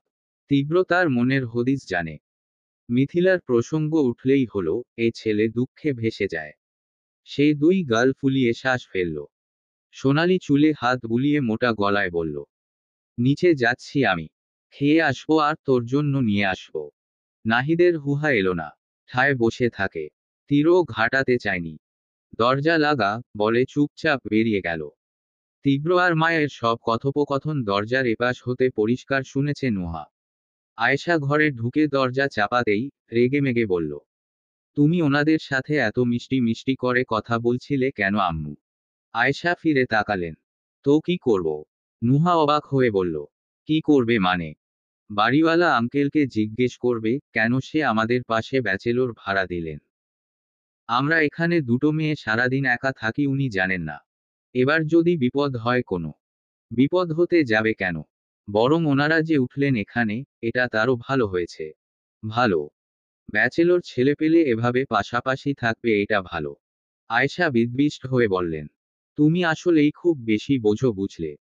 উনি পুষ্পিতার টিচার, একটা ভার্সিটির প্রফেসর। কত সম্মানীয় লোক। তাকে আর 5টা বখাটে ছেলের সাথে গুলিয়ে ফেলছো কেন? সে কি বাকিদের মতো হবে? এই তো কথা বলে এলাম। আমার মানুষ চিনতে ভুল হয় না। কত আদবকায়দা জানা ছেলে। আমাকে কত সম্মান দিল। তারপর পুষ্পিতার দিক চেয়ে বলল, তোমার কি মনে হয় পুষ্পিতা, আমি ঠিক বলেছি না? পুষ্পিতা অবলার মতন বসে ছিল সোফাতে, নড়েচড়ে উঠল। মৃদু কণ্ঠে সাই মিলিয়ে বলল, জি। আমার কাছে স্যারকে ভালো মানুষই মনে হয়েছে। নুহা বলল, একদিন দেখেই বুঝে গেলি মানুষ ভালো না খারাপ? নাকি এখন তুইও বলবি, তোর মানুষ চিনতে ভুল হয় না? পুষ্পিতা মিনমিন করে বলল, না তা না। ওই তখন সিঁড়ি দিয়ে উঠলেন না। অথচ একবারও আমার দিকে তাকাননি। এমনকি কথা বলার সময়ে একটাবার চোখ তুলে দেখেননি। যে মানুষ মেয়েদের মুখের দিক চেয়েই কথা বলে না, সে নিশ্চয়ই খারাপ হবে না। আয়েশা বললেন, আর একটা কথা ভাবো, উনি কত পড়াশোনা জানা। গ্র্যাজুয়েট করা। পুষ্পিতা আর তুমি পড়াশোনার যে কোনো কিছুতেই নিঃসংকোচে হেল্প নিতে পারবে না। শিক্ষক মানুষ ধারে কাছে থাকা মানে তো তোমরা আরো সেফ থাকছ। নুহা উদ্বেগ নিয়ে বলল, কিন্তু সাথে তো আরো একটা ছেলে আছে। ওনার বন্ধু না কি যেন? তাতে কি? থাকুক না। ভালো মানুষ কি খারাপ মানুষের সঙ্গে মিশবে? না তো। স্যার মানুষ নিশ্চয়ই ওরকম বাজে কোনো বন্ধু সাথে আনেনি। নুহা চিন্তায় পড়ে গেল। মিনিট কয়েক ভাবাভাবির পর মেনেও নিল। মা, পুষ্পিতা কারোরই আপত্তি নেই যখন তার এত নাচানাচির মানে আছে। মাথা ঝুলিয়ে বলল, আচ্ছা ঠিক আছে। হাসলেন আয়শা। ওর থুতনি ধরে বললেন, এই তো কত লক্ষ্মী একটা মেয়ে আমার। নুহাও হাসল। তিনি হঠাৎই চিন্তিত কণ্ঠে বললেন, ছেলে দুটো আজ উঠল বাসায়। সারাদিন গছগাছ করেছে, এখনো নাকি বাকি। বোধ হয় রান্নাবান্নাও করতে পারেনি। আমাদের উচিত প্রতিবেশী হিসেবে ওদের কিছু খাবার পাঠানো। নুহার হাসি শেষ। কেমন খ্যাকখ্যাকে গলায় বলল, কেন কেন? এখন খাবারও পাঠাতে হবে কেন? আমরা কি ওদের জন্যে রান্না করেছি? আরে তুমি এমন করে কথা বলছো কেন? রান্না না করলেও বা খাবার তো কম নেই। ওদের দিলেও তোমার ভাগে কম পড়ে যাবে না। আমরা যখন মতিঝিলে প্রথম বাসা নিয়েছিলাম, মনে নেই? পুষ্পিতার মনি আমাদের রান্না করে দিয়ে গেছিলেন। সেই রান্না খেয়ে হাত চেটেপুটে তো খুব বলেছিলে, আম্মু ওনারা কত ভালো। তাহলে এখন অন্যকে দেবে না কেন? মনির কথা শুনেই বুক ভারী হয়ে এলো পুষ্পিতার। মনে পড়ে গেল সেই ছোটবেলার কথা। নুহারা প্রথম পাশাপাশি ওঠার সময় সালমা নিজ হাতে খাবার দিয়ে এসেছিলেন। সেই বাটি ভরে আবার খাবার নিয়ে এলো ফ্রক পরা ছোট্ট নুহা। এরপর দুজনের আলাপ, বন্ধুত্ব। কি আনন্দ মাখা দিনগুলি।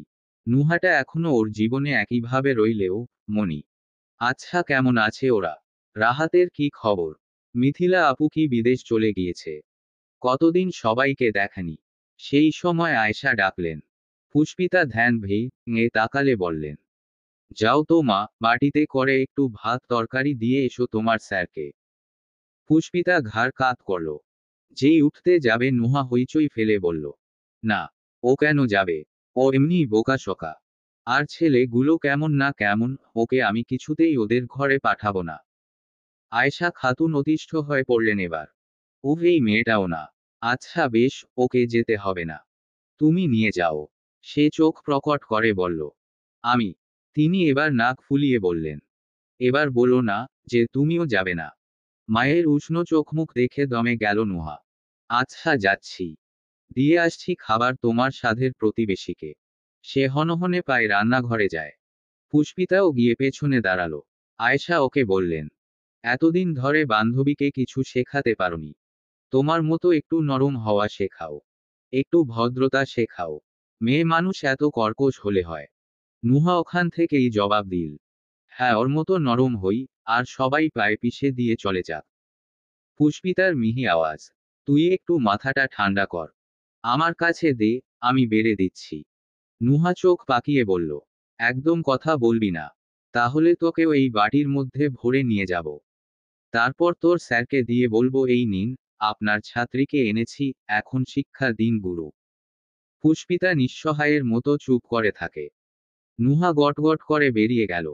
আয়েশা কপাল চাপড়ে বললেন, হে আল্লাহ, এইটুকু মেয়ের এত জেদ। এক কোন ছেলে বউ বানিয়ে নেবে কে জানে। নাহিদের মন বিষণ্ণতায় মোড়া। জানলার দিক চেয়ে বসেও। চোখে জল, হাতে মানিব্যাগ, যার ফ্রন্ট পকেট থেকে বেরিয়ে আছে মিথিলার সুন্দর একটি ছবি। নাহিদ বৃদ্ধাঙ্গুল ছবির ওপর আলতো করে বলায়, কবছরের ভালোবাসাময় দিনগুলো চিত্রের ন্যায় হানা দেয় চোখের সামনে। ব্যথাতুর ঢুক গিলল নাহিদ। মিথিলার দিক চেয়ে বলল, আমি এখনো আগের মতোই তোমাকে ভালোবাসি। এই ভালোবাসা একটুখানিও কমেনি জানো। অথচ ওরা বলে তোমায় ভুলে যেতে। সব ভুলে সুন্দর করে বাঁচতে। সব কি এতই সহজ মিথিলা? প্রথম প্রেম, জীবনের প্রথম নারীকে এত অনায়াসে ভুলে যাওয়া যায় না। আমি তো শুরু থেকেই জানতাম তুমি আমায় নিয়ে সিরিয়াস ছিলে না। এটুকু না বোঝার মতো বোকা আমি নই। কিন্তু কোনো এক ব্যর্থ আশায় বুক বাঁধা ছিল। সে ভেবেছিল, আমি আমার মতো করে ভালোবাসবো, একদিন তুমিও ঠিক এইভাবে আমাকেও কাছে টানবে। হয়নি। আমি শত চেষ্টা করেও পারিনি তোমার মন গলাতে। অতগুলো দিনে আমার ভালোবাসা একটুও ছুঁতে পারেনি তোমায়। জীবনে বাঁচার জন্য আমাকে নয়, আমার টাকাটাকেই এত বড় করে দেখলে মিথিলা। একবার আমাকে বেছে নিয়েই দেখতে না হয়, জান দিয়ে দিতাম তোমাকে সুখে রাখার জন্যে। নুহা দেখল দরজা হা করে খোলা। সে বাইরে দাঁড়িয়েই থমথমে গলায় ডাকল, কেউ আছে? সাড়া এলো না। ও আবার ডাকল, এবারেও না। ভেতরে কেউ নেই না কি? এতবার ডাকলো, কেউ উত্তরই দিচ্ছে না। নুহা ফেরত আসতে নিয়েও থামে। মায়ের কথাটা মনে করে মায়াও হলো। সত্যিই তো, হতে পারে ওনারা এখনো কিছুই খেতে পারেনি। বাসা অদলবদল করা তো আর চারটিখানি কথা নয়। যতবার ওরা বাসা পাল্টেছে জীবন বেরিয়ে গিয়েছে ওর। ভাবলু, খাবার যখন নিয়ে এসেছেই তখন রেখেই যাবে। দ্বিধাদ্বন্দ্ব নিয়ে ভেতরে ঢুকলো নুহা। বসার ঘর খালি। নুহা টেবিলের ওপর রাখতে গিয়ে চোখ পড়ল সোজাসুজি শোবার ঘরে। ব্রু গোছালো। নাহিদ জানলার সামনে থম মেরে বসে আছে। এবার মেজাজ চটে গেল মেয়েটার। কি অভদ্রের দলবল। বাসাতেই আছে। অথচ অতক্ষণ ধরে সে যে হেদিয়ে ডাকলো, ইচ্ছে করে সাড়া দেয়নি। ও ব্যগ্রপায়ে রুমের সামনে গিয়ে দাঁড়ায়। একেবারে খেকিয়ে বলে, এই আপনারা কেমন মানুষ? হ্যাঁ। নাহিদের আর্তচোখ দুটো মিথিলার ছবিতে ছিল। মনোযোগ সবই সেখানে। খালি ঘরে আচমকা এমন জোরাল শব্দে পিলে চমকে উঠল বেচারার। ধরফ্রিয়ে দাঁড়িয়ে গেল। ওঠার প্রকোপে হাতের মানিব্যাগ ঠিকরে পড়ল ফ্লোরে। ও প্রচণ্ড ভয় পেয়ে বলল, আপনি আপনি কিভাবে ঢুকলেন? এ ঘরে এলেন কি করে? নুহা আশেপাশে চেয়ে জায়গা খুঁজল খাবার রাখার। একটা টেবিল দেখে এগিয়ে যেতে যেতে বলল, ঢুকেছি দরজা দিয়ে। আর এসেছি পায়ে হেঁটে। বুঝেছেন? নাহিদ মাথা কাত করল আগের মতো। তবে এখনো বুক ধুকপুক করছে। নতুন জায়গা, আবার বিট্টুটাও নেই। ওকে তো কিডন্যাপ করে যে কেউ সহজেই নিয়ে যেতে পারবে। নুহা খাবার রেখে সোজা হয়ে দাঁড়িয়ে বলল, আমার মা অনেক ভালো মানুষ। ওনার ধারণা আপনারা কাজের চাপে এখনো না খেয়ে আছেন, তাই খাবার দিয়েছেন। আমি একদম নিয়ে আসতে চাইনি। একরকম জোর করে পাঠালেন আর কি। যাকগে, না খেলে খেয়ে নেবেন। আর খেলে রাতের জন্য রেখে দেবেন, তখন কাজে লাগবে। নাহিদ ছোট করে বলল, এসবের কি দরকার ছিল? সেসব আম্মু জানে। আমি তো। ওর মুখের দিকে নজর পড়তেই কথা থামল নুহার। আরো ভালো করে চাইল। নাহিদের চোখের কোণায় সূক্ষ্ম জলের রেশ। এক পশলা কান্নার পর চোখ মুছলেও যেমন চিহ্ন রেখে যায়। আপনি কি কাঁদছিলেন মিস্টার ঢেলস? নাহিদ হতভম্ব হল। ভ্যাবাচেকা খেল। একই নাম, দুইয়ে ধরে ফেলায়। তৎপর আরেক দিক মুখ ঘুরিয়ে বলল, কই না তো। নুহার চাউনি প্রখর। বোঝার চেষ্টায় সে। একটা ছেলে কি কারণে কাঁদতে পারে? লাইফ নিয়ে ডিপ্রেশন? চাকরি পাচ্ছে না? নাকি? সে সময় ওর চোখ যায় মেঝেতে। ওয়ালেট পড়ে আছে নাহিদের, যেখানে মিথিলার পাসপোর্ট সাইজের ছবিটাও সদর পেঁচিয়ে। ও এগিয়ে গেল। হাতে তুলে দেখতেই বুঝে ফেলল যা বোঝার। নিশ্চিত হতে বলল, আপনার বুঝি ব্রেকআপ হয়ে গেছে মিস্টার ঢেলস? চকিতে চাইল নাহিদ। ওয়ালেটটা এক রকম কেড়ে নিল ওর হাত থেকে। শান্ত মানুষ মুহূর্তেই কেমন তেতে বলল, আমার ওয়ালেট ধরেছেন কেন? নুহা ভড়কে যায়। চোখ কুঁচকে বলে, বাপরে, ব্যাগে কয় লাখ টাকা আছে শুনি। এভাবে টেনে নেওয়ার কি ছিল? নাহিদ কাজটা ঠিক হয়নি ভেবে আস্তে করে বলল, সরি, আসলে মন মেজাজ ভালো নেই, ওই জন্যে আর কি। কিছু মনে করবেন না। নুহা ঠোঁট টিপে হেসে বলে, বুঝেছি। গার্লফ্রেন্ড ভেগে গেছে বলে কাঁদছিলেন, তাই তো? নাহিদ রুষ্ট চোখে চায়। তেমন চড়া কণ্ঠে বলে, ভেগে যায়নি, বিয়ে হয়ে গেছে। না জেনে কেন আজে বাজে বলছেন? নুহা মজা করেছিল। মানিব্যাগে তো আর কোনো মেয়ের ছবি ছেলেরা এমনি এমনি রাখে না। গার্লফ্রেন্ডই হবে বলে আন্দাজে বলা। কিন্তু সত্যিই নাহিদ এই কারণে কাঁদছে শুনে তাজ্জব হয়ে বলল, কি আশ্চর্য! একটা গার্লফ্রেন্ড চলে যাওয়ায় আপনি সত্যিই এভাবে কাঁদছেন? কেন? এটা কি কাদার মতো ব্যাপার নয়। নুহার দৃঢ় কণ্ঠ, মোটেই না। এর থেকেও কত বাজে বাজে ঘটনা ঘটছে আপনি জানেন? এই যে আমাদের দেশের কথা ধরুন, সাদা চামড়া বিদেশিদের কাছে তাদের কত টাকার ঋণ, কই দেশ তো কাঁদছে না। প্রধানমন্ত্রী তো দিব্যি গাড়ি করে ঘুরছে। তাহলে? নাহিদ জোরবুদ্ধিতে চোখ বড় করে বলল, আপনার কাছে এই দুটো জিনিসের মানে এক? না, অবশ্যই এক না। আপনার থেকেও দেশের ব্যাপারটা মারাত্মক। কারণ দেশের ক্ষতি মানে দশের ক্ষতি। কিন্তু আপনি তো অক্ষত। তাই আপনার বিষয়টা এক্ষেত্রে অতিকায় তুচ্ছ। সহসা একপেশে হাসল নাহিদ। ওয়ালেটের দিকে চেয়ে থেকে বলল, আপনার কাছে হয়তো তুচ্ছ, আমার কাছে নয়। কারণ আমি ভালোবেসেছি। আপনি কখনো কাউকে ভালোবেসেছেন? সে চাইল উত্তর জানার প্রবণতা চোখে। নুহা দুপাশে মাথা নেড়ে বলল, না। তাহলে আপনি বুঝবেনও না। একজন ব্যর্থ প্রেমিকের কষ্ট বুঝতে প্রেমচুল হৃদয় লাগে। নুহার শিথিল চাউনি বদলে যায়। গুরুতর হয়। নাহিদ একটু চুপ থেকে বলল, খাবারের জন্য ধন্যবাদ। আমাকে একটু একা ছাড়বেন প্লিজ। একা থাকতে চাইছি, আবার ভেবে বসবেন না তাড়িয়ে দিচ্ছি আপনাকে। কেন যেন মন খারাপ হলো নুহার। শব্দহীন মাথা ঝাঁকিয়ে চুপচাপ হাঁটা ধরল। দরজায় গিয়ে ফিরে চাইল আবার। নাহিদ ওয়ালেট থেকে চোখ নিয়ে জানলার বাইরে ফেলেছে। পরপর বক্ষস্থল ফুলিয়ে ফোঁস করে শ্বাস ছাড়ল। নুহার মনে হলো এই নিঃশ্বাসের নির্গমন সাধারণ কিছু নয়। হাওয়ায় মিলিয়ে দেওয়া কারো বিষাদের ভার। সেই ভার বোঝার ক্ষমতা কি আসলেই ওর নেই। ঝা চকচকে রাস্তাঘাট, এক একটি উঁচু স্তম্ভের মতন পরিষ্কার দালান, তকতকে ঝলঝলে কানাডা ভূমি দেখে মিথিলার চোখ বিমোহে মুদে আসার জোগাড়। এই তো ঠিক এরকমই দেশের স্বপ্নই দেখেছে ও। আহা, অবশেষে পেল। প্রাচুর্যে ঘেরা ভীষণ ভীষণ শৌখিনতায় মুড়ে থাকা জীবনে এবার আর সুখের অন্ত হবে না। ওরা এখন দাঁড়িয়ে আছে এয়ারপোর্টের বাইরে। ল্যান্ড করেছে প্রায় আধ ঘন্টা হবে। মিথিলা সবকিছু দেখে টেখে এবার অধৈর্য হয়ে পড়ল। পা হাঁটু ঝিমিয়ে এসেছে ওর, ওদিকে পলাশ ফোনে ব্যস্ত। মিথিলা অনেকক্ষণ ধরে অপেক্ষা করছে। পলাশ নিজেও নড়ছে না, কিছু বলছেও না। সারাদিন এখানেই থাকার প্ল্যান করেছে নাকি? গাড়ি আসবে না ওর? মিথিলা খেই হারিয়ে এবার কাছে গিয়ে দাঁড়ায়। কি ব্যাপার? আর কতক্ষণ দাঁড় করিয়ে রাখবে? তোমার গাড়ি আসবে কখন? এই তো, ক্যাব বুক করেছি, চলে আসবে। মিথিলা নাক কুঁচকে বলল। ক্যাব?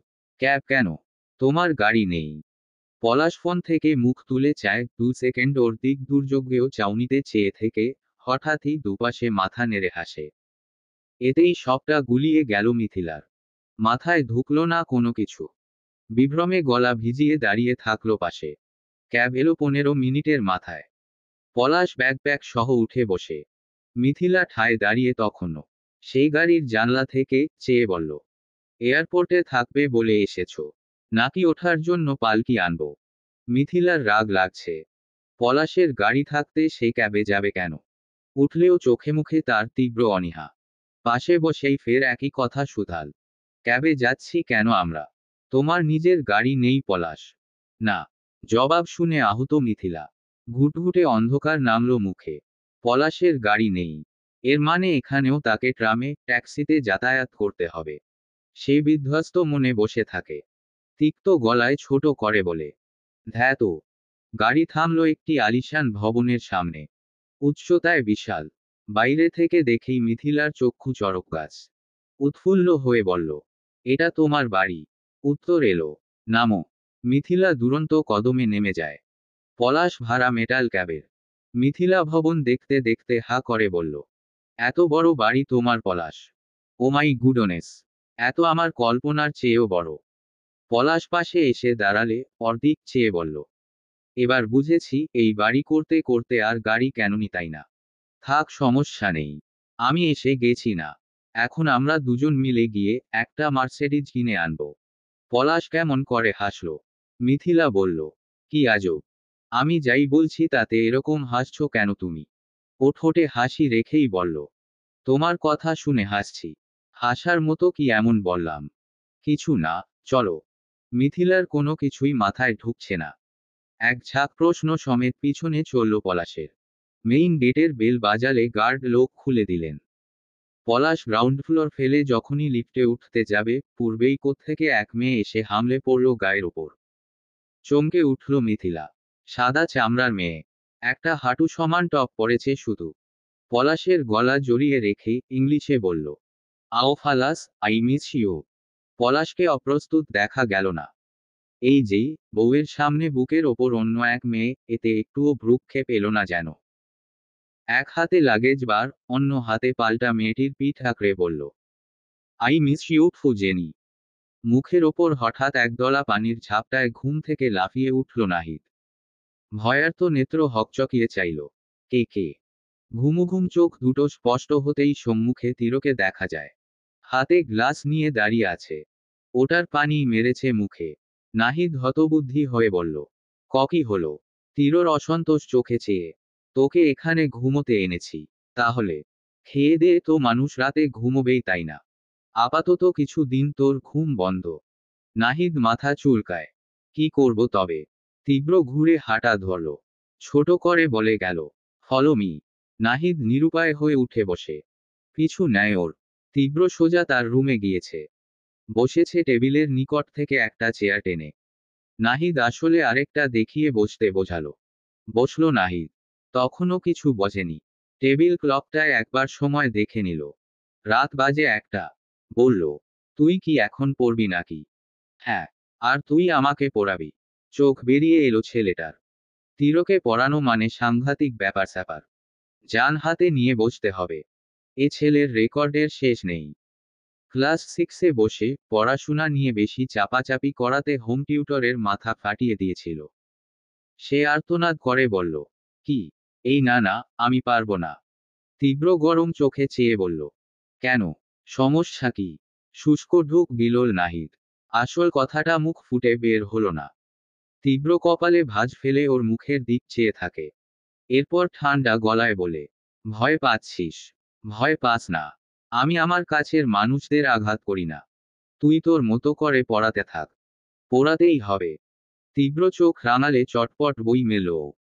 তীব্র নিজের মতো বলল, প্রতি রাতে আমাকে পড়াবি। তুই আমাকে যা বোঝাবি, পরের দিন আমি সেটা ক্লাসে কপি পেস্ট করে আসবো। ক্লাসে, স্পেশালি ভীতু মেয়ের সামনে আমার ভালো পারফরমেন্স জরুরি, আর সেটা নির্ভর করছে তোর ওপর। যদি আমার পারফরমেন্স খারাপ হয়, মাথা না ফাটালেও তোর চেহারার ডিসপ্লে পাল্টে দেব আমি। নাহিদ ভীত কণ্ঠে বলল, এটা কেমন কথা হলো? যদি আমি তোকে পড়াই, তাহলে আমি তোর টিচারের সাথে এরকম করে কেউ? তীব্র ভ্রু উঁচিয়ে বলল, কথা কম, শুরু কর। নাহিদ ফোঁস করে শ্বাস ফেলল, অবলা ও সহায় শ্বাস। বইয়ের পৃষ্ঠা উল্টাতে উল্টাতে বলল, আসলে অনার্স লেভেলের পড়া বই দিয়ে হয় না। পড়াতে হয় নোটস দিয়ে। লেকচারারদের আলাদা নোট থাকে। সেখানে তারা গুরুত্বপূর্ণ কোটেশনগুলো তুলে তুলে ক্লাস নেয়। কথাটা বলে সে পড়ানো শুরু করল। অপরদিকে খুব মনোযোগ দিয়ে শুনছে তীব্র। কিন্তু যতটা মনোযোগী হওয়ার চেষ্টায় সে, মাথায় অতটা ঢুকছে না। এই বয়সে পড়াশোনা এত সহজে হয়? নাহিদ পড়িয়েই যাচ্ছে। মূল্য, মুনাফা, উৎপাদন, খাজনা এসব বিষয়ে গড়গড় করে আওড়াচ্ছে। কিন্তু মাথা ভো ভো করে ঘুরছে তিরুর। ডান থেকে বামে, বাম থেকে ডানে চক্কর কাটছে সবেগে। বইয়ের লেখার দিক চাইলেই মনে হচ্ছে নেশালো কিছু মেশানো। ঘুমে একাকার হয়ে আসছে সব। চোখের সামনে পৃথিবী দোদুল্যমান। সে আধ ঘন্টার মাথায় তোরাক করে দাঁড়িয়ে যায়। বিঘ্ন ঘটায় নাহিদ বলল, কি হলো? পানি খেয়ে আসি দাঁড়া। তীব্র টালমাটাল পায়ে যেতেই ঠোঁট চেপে হাসল নাহিদ। জীবনে নিজের জন্য পড়েছে কি না সন্দেহ, আর এখন এক মেয়ের জন্য কত কি।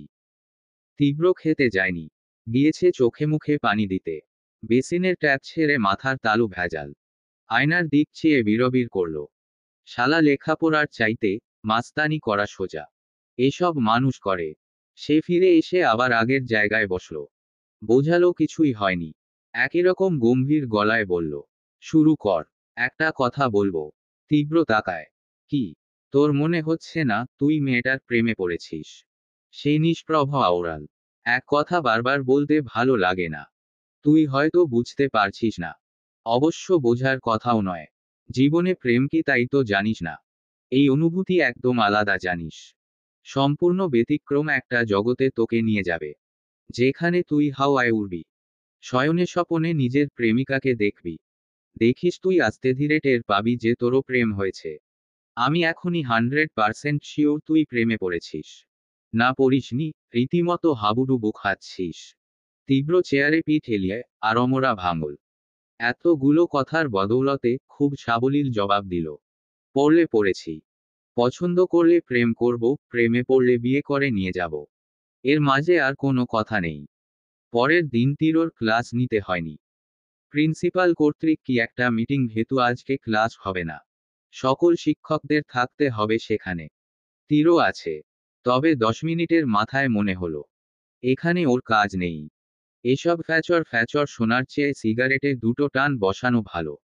সে কোনো রকম অনুমতি ছাড়াই কক্ষ ছেড়ে বেরিয়ে যায়। মকবুল খেয়াল করতেই থেমে গেলেন। পাশে বসা ফোরকানকে বললেন, এভাবে চলে গেলেন কেন উনি? থাক বাদ দিন। আপনি বলুন যা বলছিলেন। লোকটার মেজাজ খারাপ হলো। দাঁত চেপে বসে রইলেন তাও। এই ফোরকানের নতুন লেকচারার নিয়ে একটু বেশিই গদগদ ভাব। সারাদিন পারলে নিজের রুমে বসিয়ে রাখে। এমন আদিক্ষেতায় যেন প্রধানমন্ত্রীর ছেলে। তীব্র ধূমপানের জন্য একটা আদর্শ জায়গা খুঁজছে। চারপাশে ছাত্রছাত্রীদের হাঁটাহাঁটি, চলাফেরা। এদের সামনে তো খাওয়া যাবে না। কিন্তু যাবে কোথায়? হঠাৎ মনে পড়ল লাইব্রেরির কথা। ওটা এই কলেজের শোপিস। ফাঁকাই থাকে। ছাত্রছাত্রীরা পড়বে কি, পাই মারায় না। সে তৎক্ষণাৎ দোতলা পেরিয়ে লাইব্রেরিতে গেল। তনুজা দাঁড়িয়ে দাঁড়িয়ে ফিল্টার থেকে পানি ভরছিল বোতলে। তিরকে ওদিক যেতে দেখেছে। অমনি বোতল টোতল ফেলে চলে গেল ক্লাসে। ক্লাস না হওয়ায় শিক্ষার্থীরা ছড়িয়ে ছিটিয়ে গল্পে মেতে। পুষ্পিতা সব সময়ের মতো একা এক কোনায় বসে বেঞ্চের। তনুজা গিয়েই ব্যস্ত কণ্ঠে বলল, এই পুষ্পিতা, চলো লাইব্রেরি যাব। এখন? হ্যাঁ হ্যাঁ, এখনই এসো। পুষ্পিতা রাগ করেনি। ভাবল বই নেবে। বাধ্যের মতো সাথে চলল। তীব্র বসেছিল খুব আরামে। আচমকা সজাগ কানে চপল পায়ের শব্দ পেতেই সোজা হয়ে বসল। পদধ্বনি এদিকেই আসছে। সে তাড়াহুড়ো করে সিগারেটের টুকরো ফেলে দেয় জানলা দিয়ে। পরপর তাক থেকে যে বই সামনে পেল টেনে নামাতে যায়। অনেকদিন ব্যবহার না হওয়ায় ধুলো জমেছে মলাটে। তিরোর টানার তোপে বাতাসে ময়লা উড়ে নাকে মুখে ঢুকে গেল। খুকখুকে কাশিটা খুব কষ্টে জোরে বের হওয়া থেকে বাঁচালো। আস্তে ধীরে কেশে জায়গায় বসল এসে। বই মেলে রাখলো সামনে। এদিকে তনুজা দরজা অবধি এসে দাঁড়িয়ে যায়। তার পাশের জানলা থেকে উকি দেয় ভেতরে। তীব্র বসে পড়ছে। কি মনোনিবেশ! তনুজার বুকটা ভরে গেল ওকে দেখে। পেছনে থাকা পুষ্পিতা ওকে দাঁড়াতে দেখে বলল, কি হলো? ভেতরে যাবে না? তনুজা তৎপর পিছু চেয়ে আঙুল ঠোঁটে চেপে চুপ করতে বসায়। পুষ্পিতা বুঝতে না পেরে বলল, কিছু হয়েছে? তনুজার ফিসফিসে কণ্ঠ। স্যার ভেতরে আসতে বলো, শুনতে পাবে। সেও এবার ফিসফিস করে বলল, কোন স্যার? বলতে গিয়ে তনুজার চেহারা লালচে হয়। তীব্র রেজা তালুকদার। পুষ্পিতার নির্ভেজাল উত্তর, শুনতে পেলে কি হবে? আমরা তো বই নিতে এসেছি। তুমি যাও, গিয়ে বইটা নিয়ে চলে এসো। তনুজা বলল, বই নিতে আসিনি তো, আমি স্যারকে দেখতে এসেছি। পুষ্পিতা গড়বড়ে চোখে চাইল। তনুজার ঠোঁটে হাসি। সে ধ্যান মেরে চেয়ে আছে তীরর দিকে। পুষ্পিতা এবার চাপা কণ্ঠে ভয় এনে বলল, তুমি কি পাগল হয়ে গিয়েছ? কোনোভাবে কেউ যদি দেখে নেয় তুমি লুকিয়ে লুকিয়ে স্যারকে দেখছো, কি হবে ভাবতে পারছো?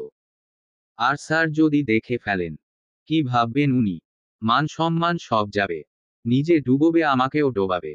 তনুজা সূচক শব্দ করে বলল, উফ পুষ্পিতা, বিরক্ত করো না তো। দেখতে দাও। পুষ্পিতার নাকাল দশা। সে আতঙ্কিত। ভয় পাচ্ছে কেউ দেখে ফেলার। তার উপর কেমন করে চেয়ে আছে তনুজা। একজন টিচারকে ছাত্রীরা এইভাবে দৃষ্টি দিয়ে গিলে নেয়ার ব্যাপারটা জানাজানি হলে আর ভাবতে পারল না ও। এর মধ্যে তনুজার মোহগ্রস্ত কণ্ঠ এলো, দেখেছ পুষ্পিতা, স্যার পড়াশোনা নিয়ে কত সচেতন। আর অন্য স্যারগুলোকে দেখো, ক্লাস না হলে এরা আনন্দে ভাসে। ম্যাডামদের সাথে হাহাহিহি জুড়ে দেয়। অথচ স্যার এখানে নিরিবিলি বসে বসে পড়ছেন। ওনাকে দেখে বাংলাদেশের সব ফাঁকিবাজ শিক্ষকদের শিক্ষা নেওয়া উচিত না বলো? হ্যাঁ ভাই উচিত। এখন চলো। আহা এমন করো না তো। তনুজা তার রেজাকে দেখছে, এখানে তৃতীয় ব্যক্তি হতে এসো না তুমি। পুষ্পিতা ঠোঁট উল্টে বলল, স্যারকে তো ক্লাসে গেলেও দেখতে পারবে। এভাবে দেখার কি দরকার? এভাবে দেখার মধ্যে যে সুখ, সেটা কি আর সবার সামনে দেখায় আছে রে মেয়ে? গফুর ছাদ থেকে কোনো একটা কাজ সেরে নামছিলেন। ওদেরকে ওখানে দেখেই ডাক ছুড়লেন, এই মেয়েরা ওখানে কি করছো? পুষ্পিতা চমকে তাকায়। তুতলে বলে, জি বই। উনিও সরল মনে ভাবলেন বই নেবে। বললেন, আচ্ছা, নিয়ে তাড়াতাড়ি চলে যেও। তনুজা পিয়ন গফুরকে পাত্তা দেয় না। কলেজে থাকাকালীন এর হম্বিতম্বি দেখতে দেখতে সে অভ্যস্ত। তাই পুষ্পিতার মতো ভয় পাওয়া তো দূর, ফিরে দেখল না। সে তখনও মত্তের ন্যায় তীরকে দেখছে। আচমকা বই থেকে ঝট করে চোখ তুলল তীব্র। সরাসরি নজর মিলতেই কলিজা ছলকে উঠল তনুজার। তীরকে দাঁড়াতে দেখে বাকিটুক সাহসও গায়ে। গফুর নেমে যেতেই হাঁপ ছাড়ল পুষ্পিতা। ওষ্ঠ ফুলিয়ে স্বস্তির শ্বাস ফেলে বলল, তোমার তীব্র রেজাকে আর দেখতে হবে না বোন। আল্লাহর দোহাই এবার চলো। সে না দেখেই হাত টানে ওর। সাড়া না পেয়ে তাকায়। বক্ষস্থল ছ্যাত করে ওঠে অচিরে। কোথায় তনুজা, কোথায় কি? তীব্র দাঁড়িয়ে সামনে। একদম নাকের ডগার ওপর যেন। ভয় পুষ্পিতার রুহ উড়ে গেল এবার। তীব্র কখন এসে দাঁড়িয়েছে, তনুজা কোথায় গিয়েছে কিছুই টের পায়নি। তীব্র একবার ওর ধরে রাখা হাতের দিক দেখল। তারপর মুখের দিক। পুষ্পিতা দৃষ্টি অনুসরণ করে চাইতেন, চট করে হাতটা সরিয়ে আনে। লজ্জায় বুধ হয়ে মিশে যায় মাটিতে।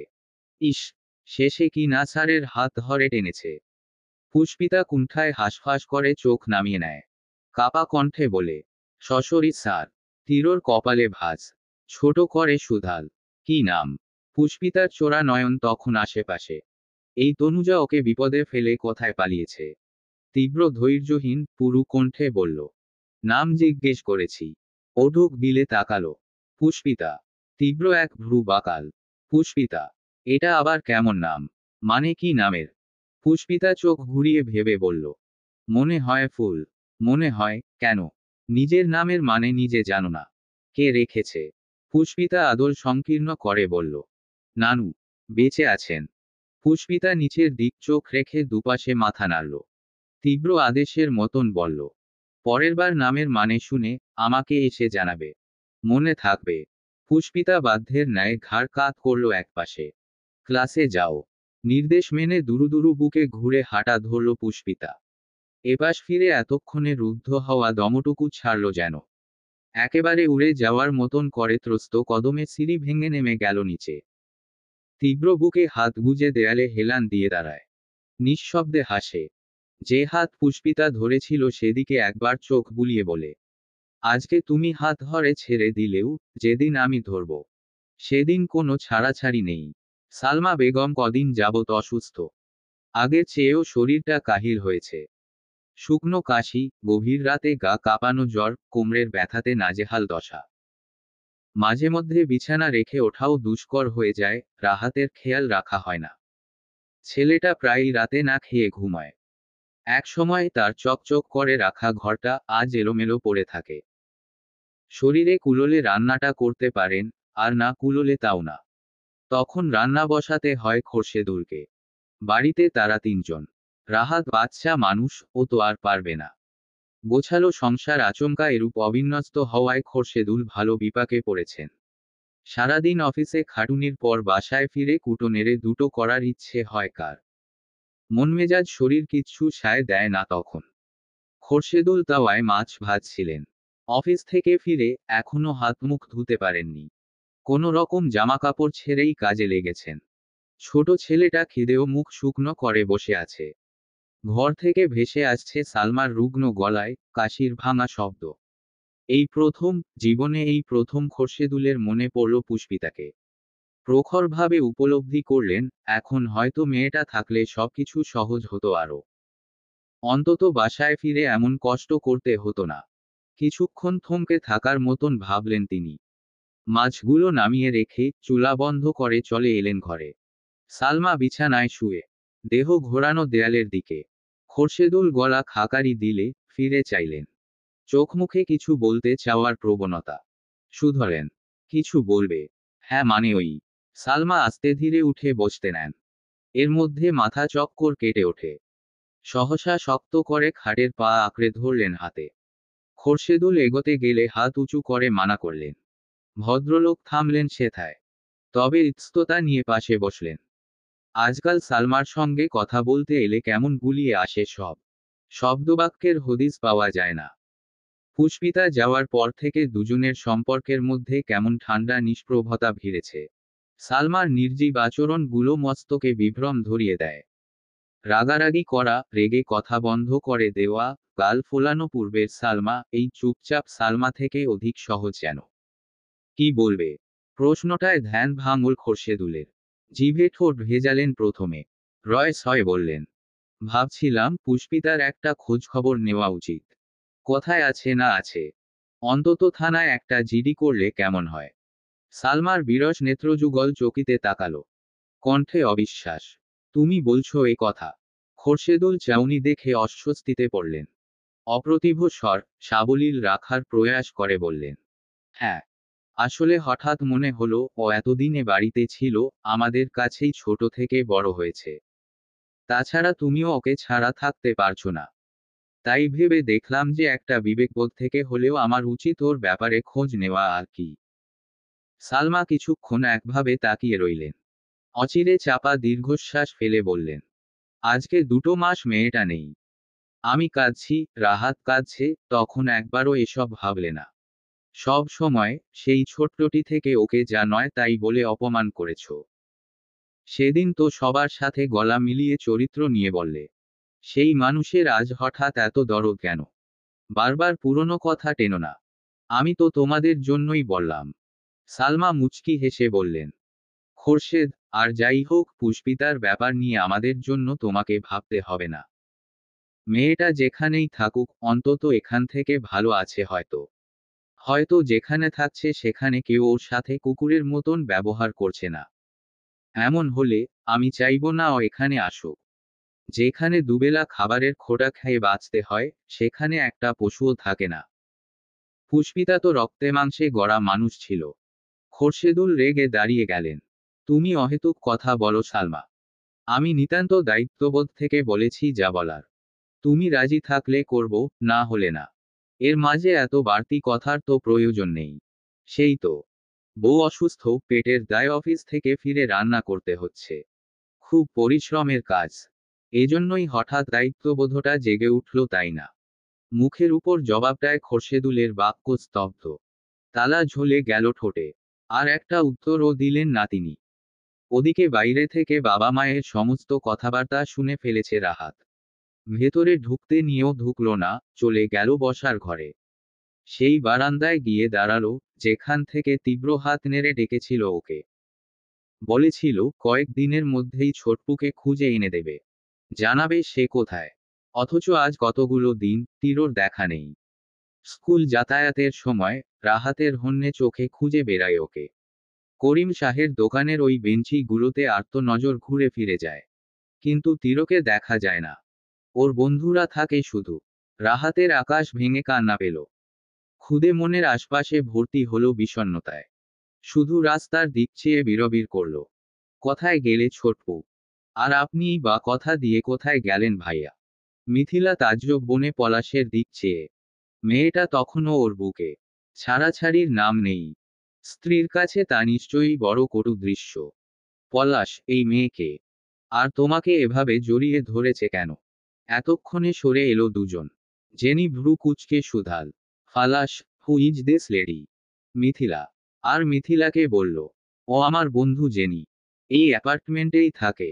জেনি হাসল। চোখের নিকট সাদা চামড়ায় ভাঁজ পড়ল।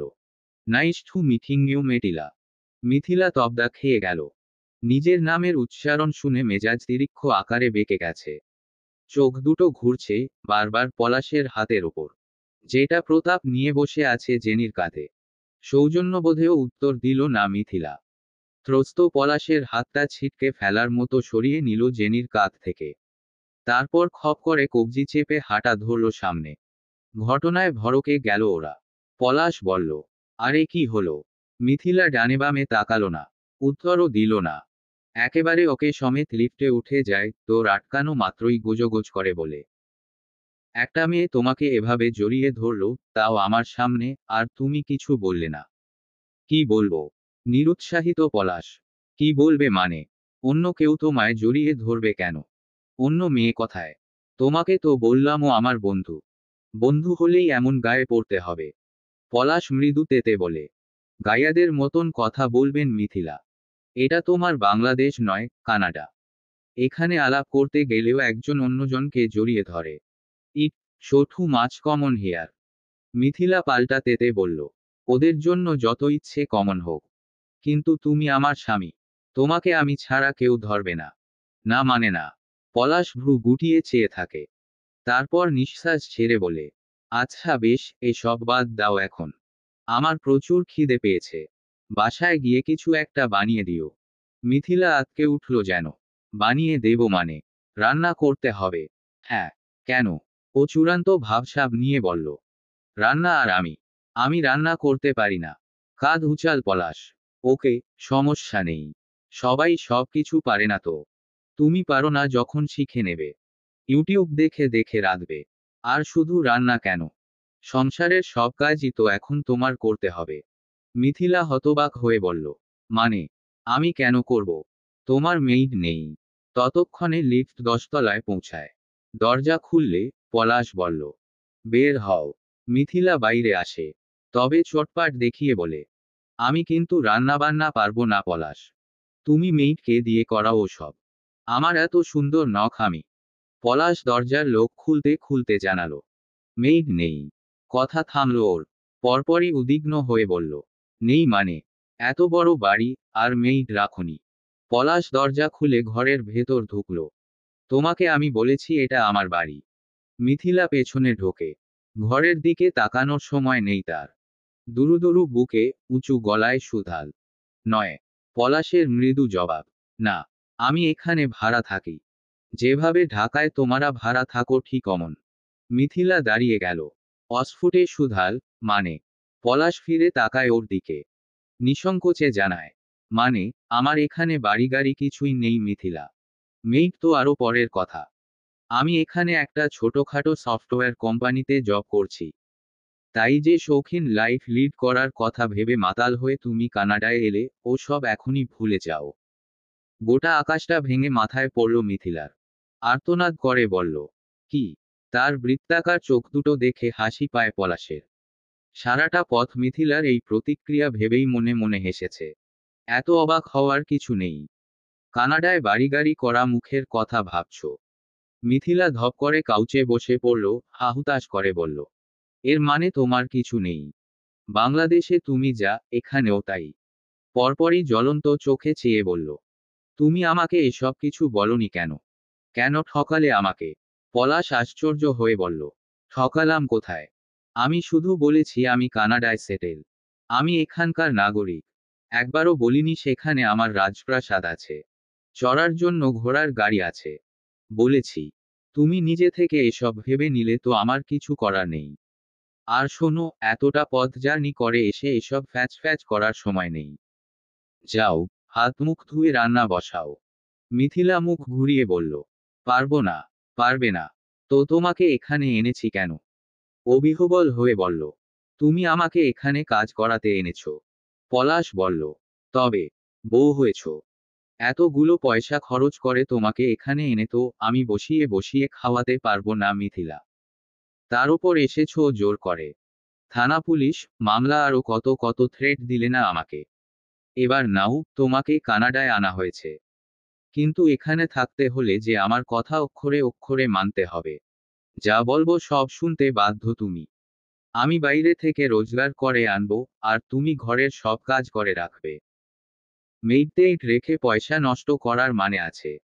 তাছাড়া বিদেশে সবাই নিজেদের কাজ নিজেরা করে। এতে লজ্জার কিছু নেই। যাক গে, কেবিনেটে চাল আছে, ধুয়ে বসিয়ে দাও। ফ্রেশ হতে যাচ্ছি, এসে যেন দেখি খাবার অর্ধেক রেডি। এই কথার একটুও অন্যথা হলে বুঝবে পলাশ কি জিনিস। শান্ত গলায় তর্জন দিয়ে চলে গেল সে। মিথিলা হা করে চেয়ে রইল তার যাওয়ার দিক। বাপের ঘরে একটা প্লেট ধুয়ে ভাত খায়নি আর এখন রান্না করবে। হায় কপাল! এ কেমন লীলা দেখাচ্ছে! এ জীবন তো ও চায়নি। এবার কি হবে? তখন রাত। ঘুমন্ত গাজীপুরের সবথেকে উঁচু বৃক্ষের মগডাল থেকে ভেসে আসছে হুতুম প্যাঁচার ভুতুরে ডাক।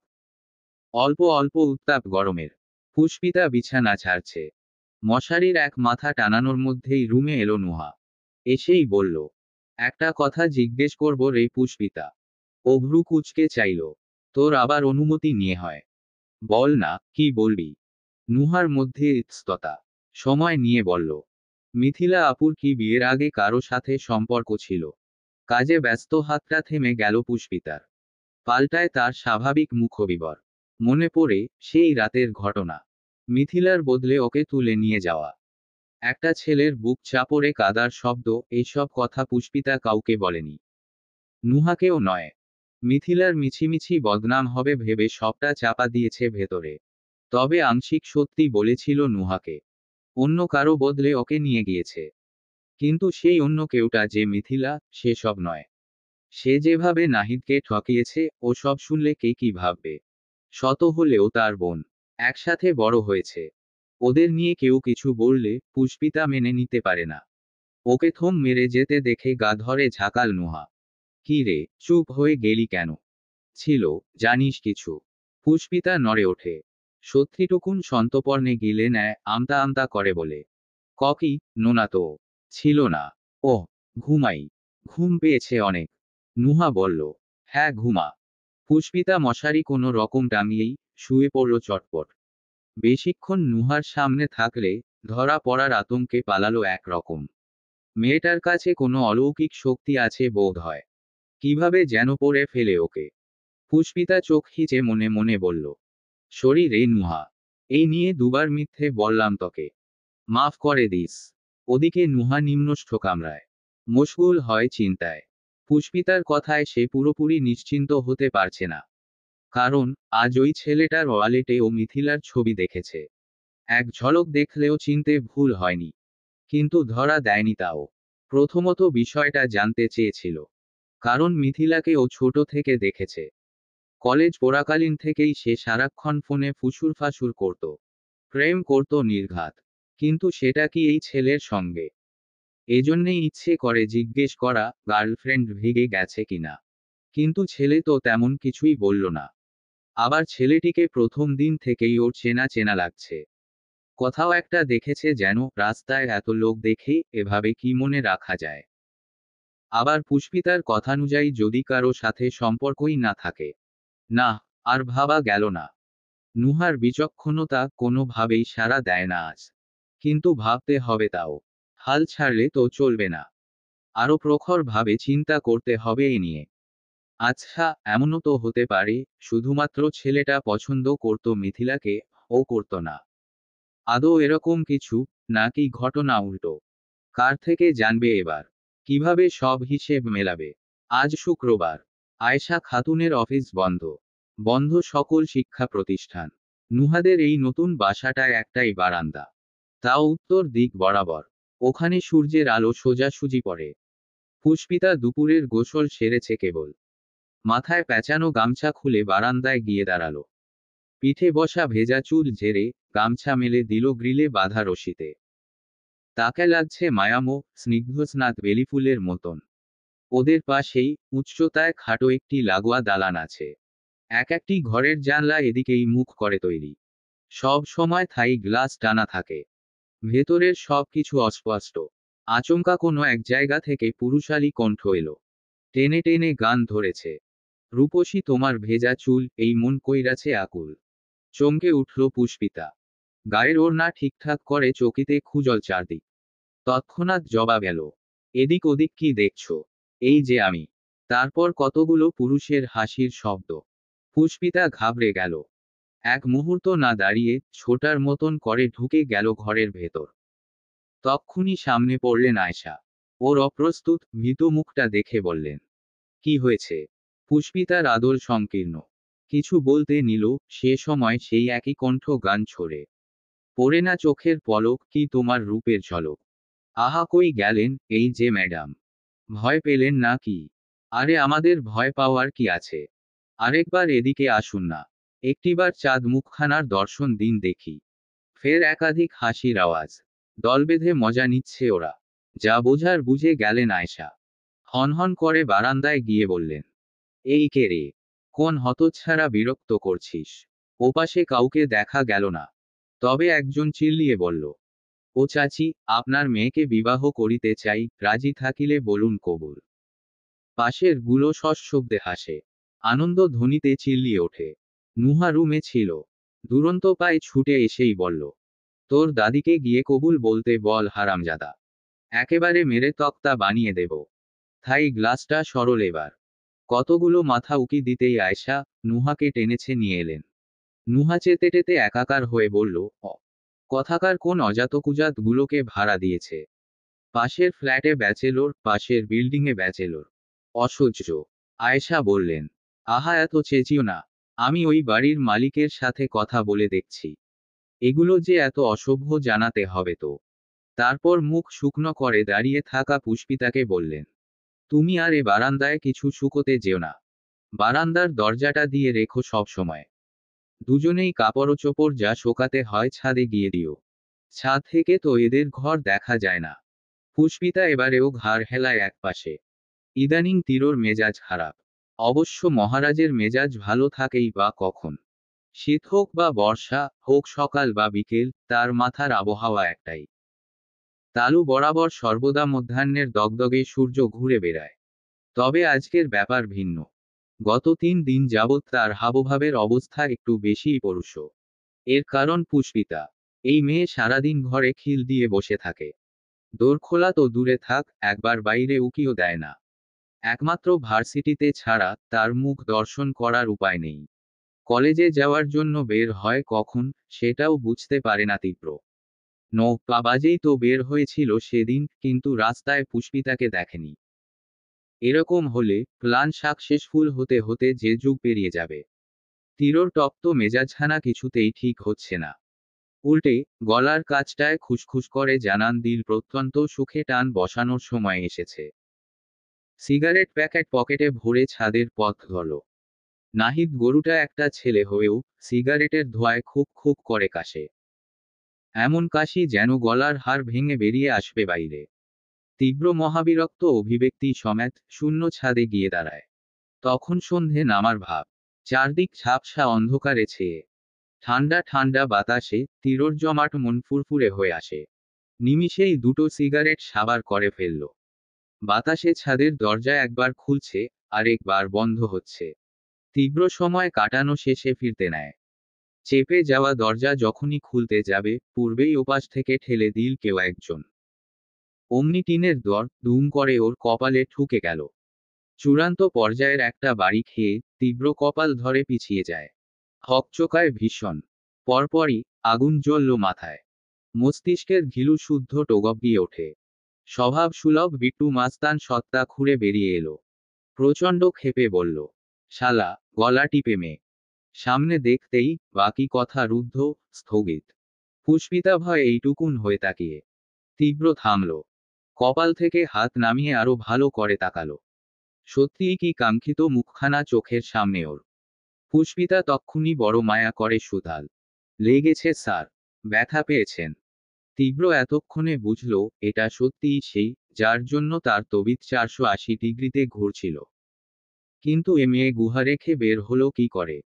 ঘরে যেভাবে ঘাপটি মেরে থাকে, ওটা তো গুহাই। সে ঠিকঠাক হয়ে দাঁড়ালো এবার। স্যারসুল গাম্ভীর্য আনলো গলায়।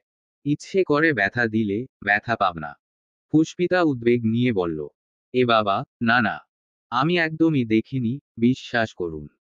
এমন কাতর, বেকুল কণ্ঠটা তীরর ওপর বিশেষ প্রভাব ফেলেনি। কড়া কণ্ঠে বলল, আমি সহজে কাউকে বিশ্বাস করি না।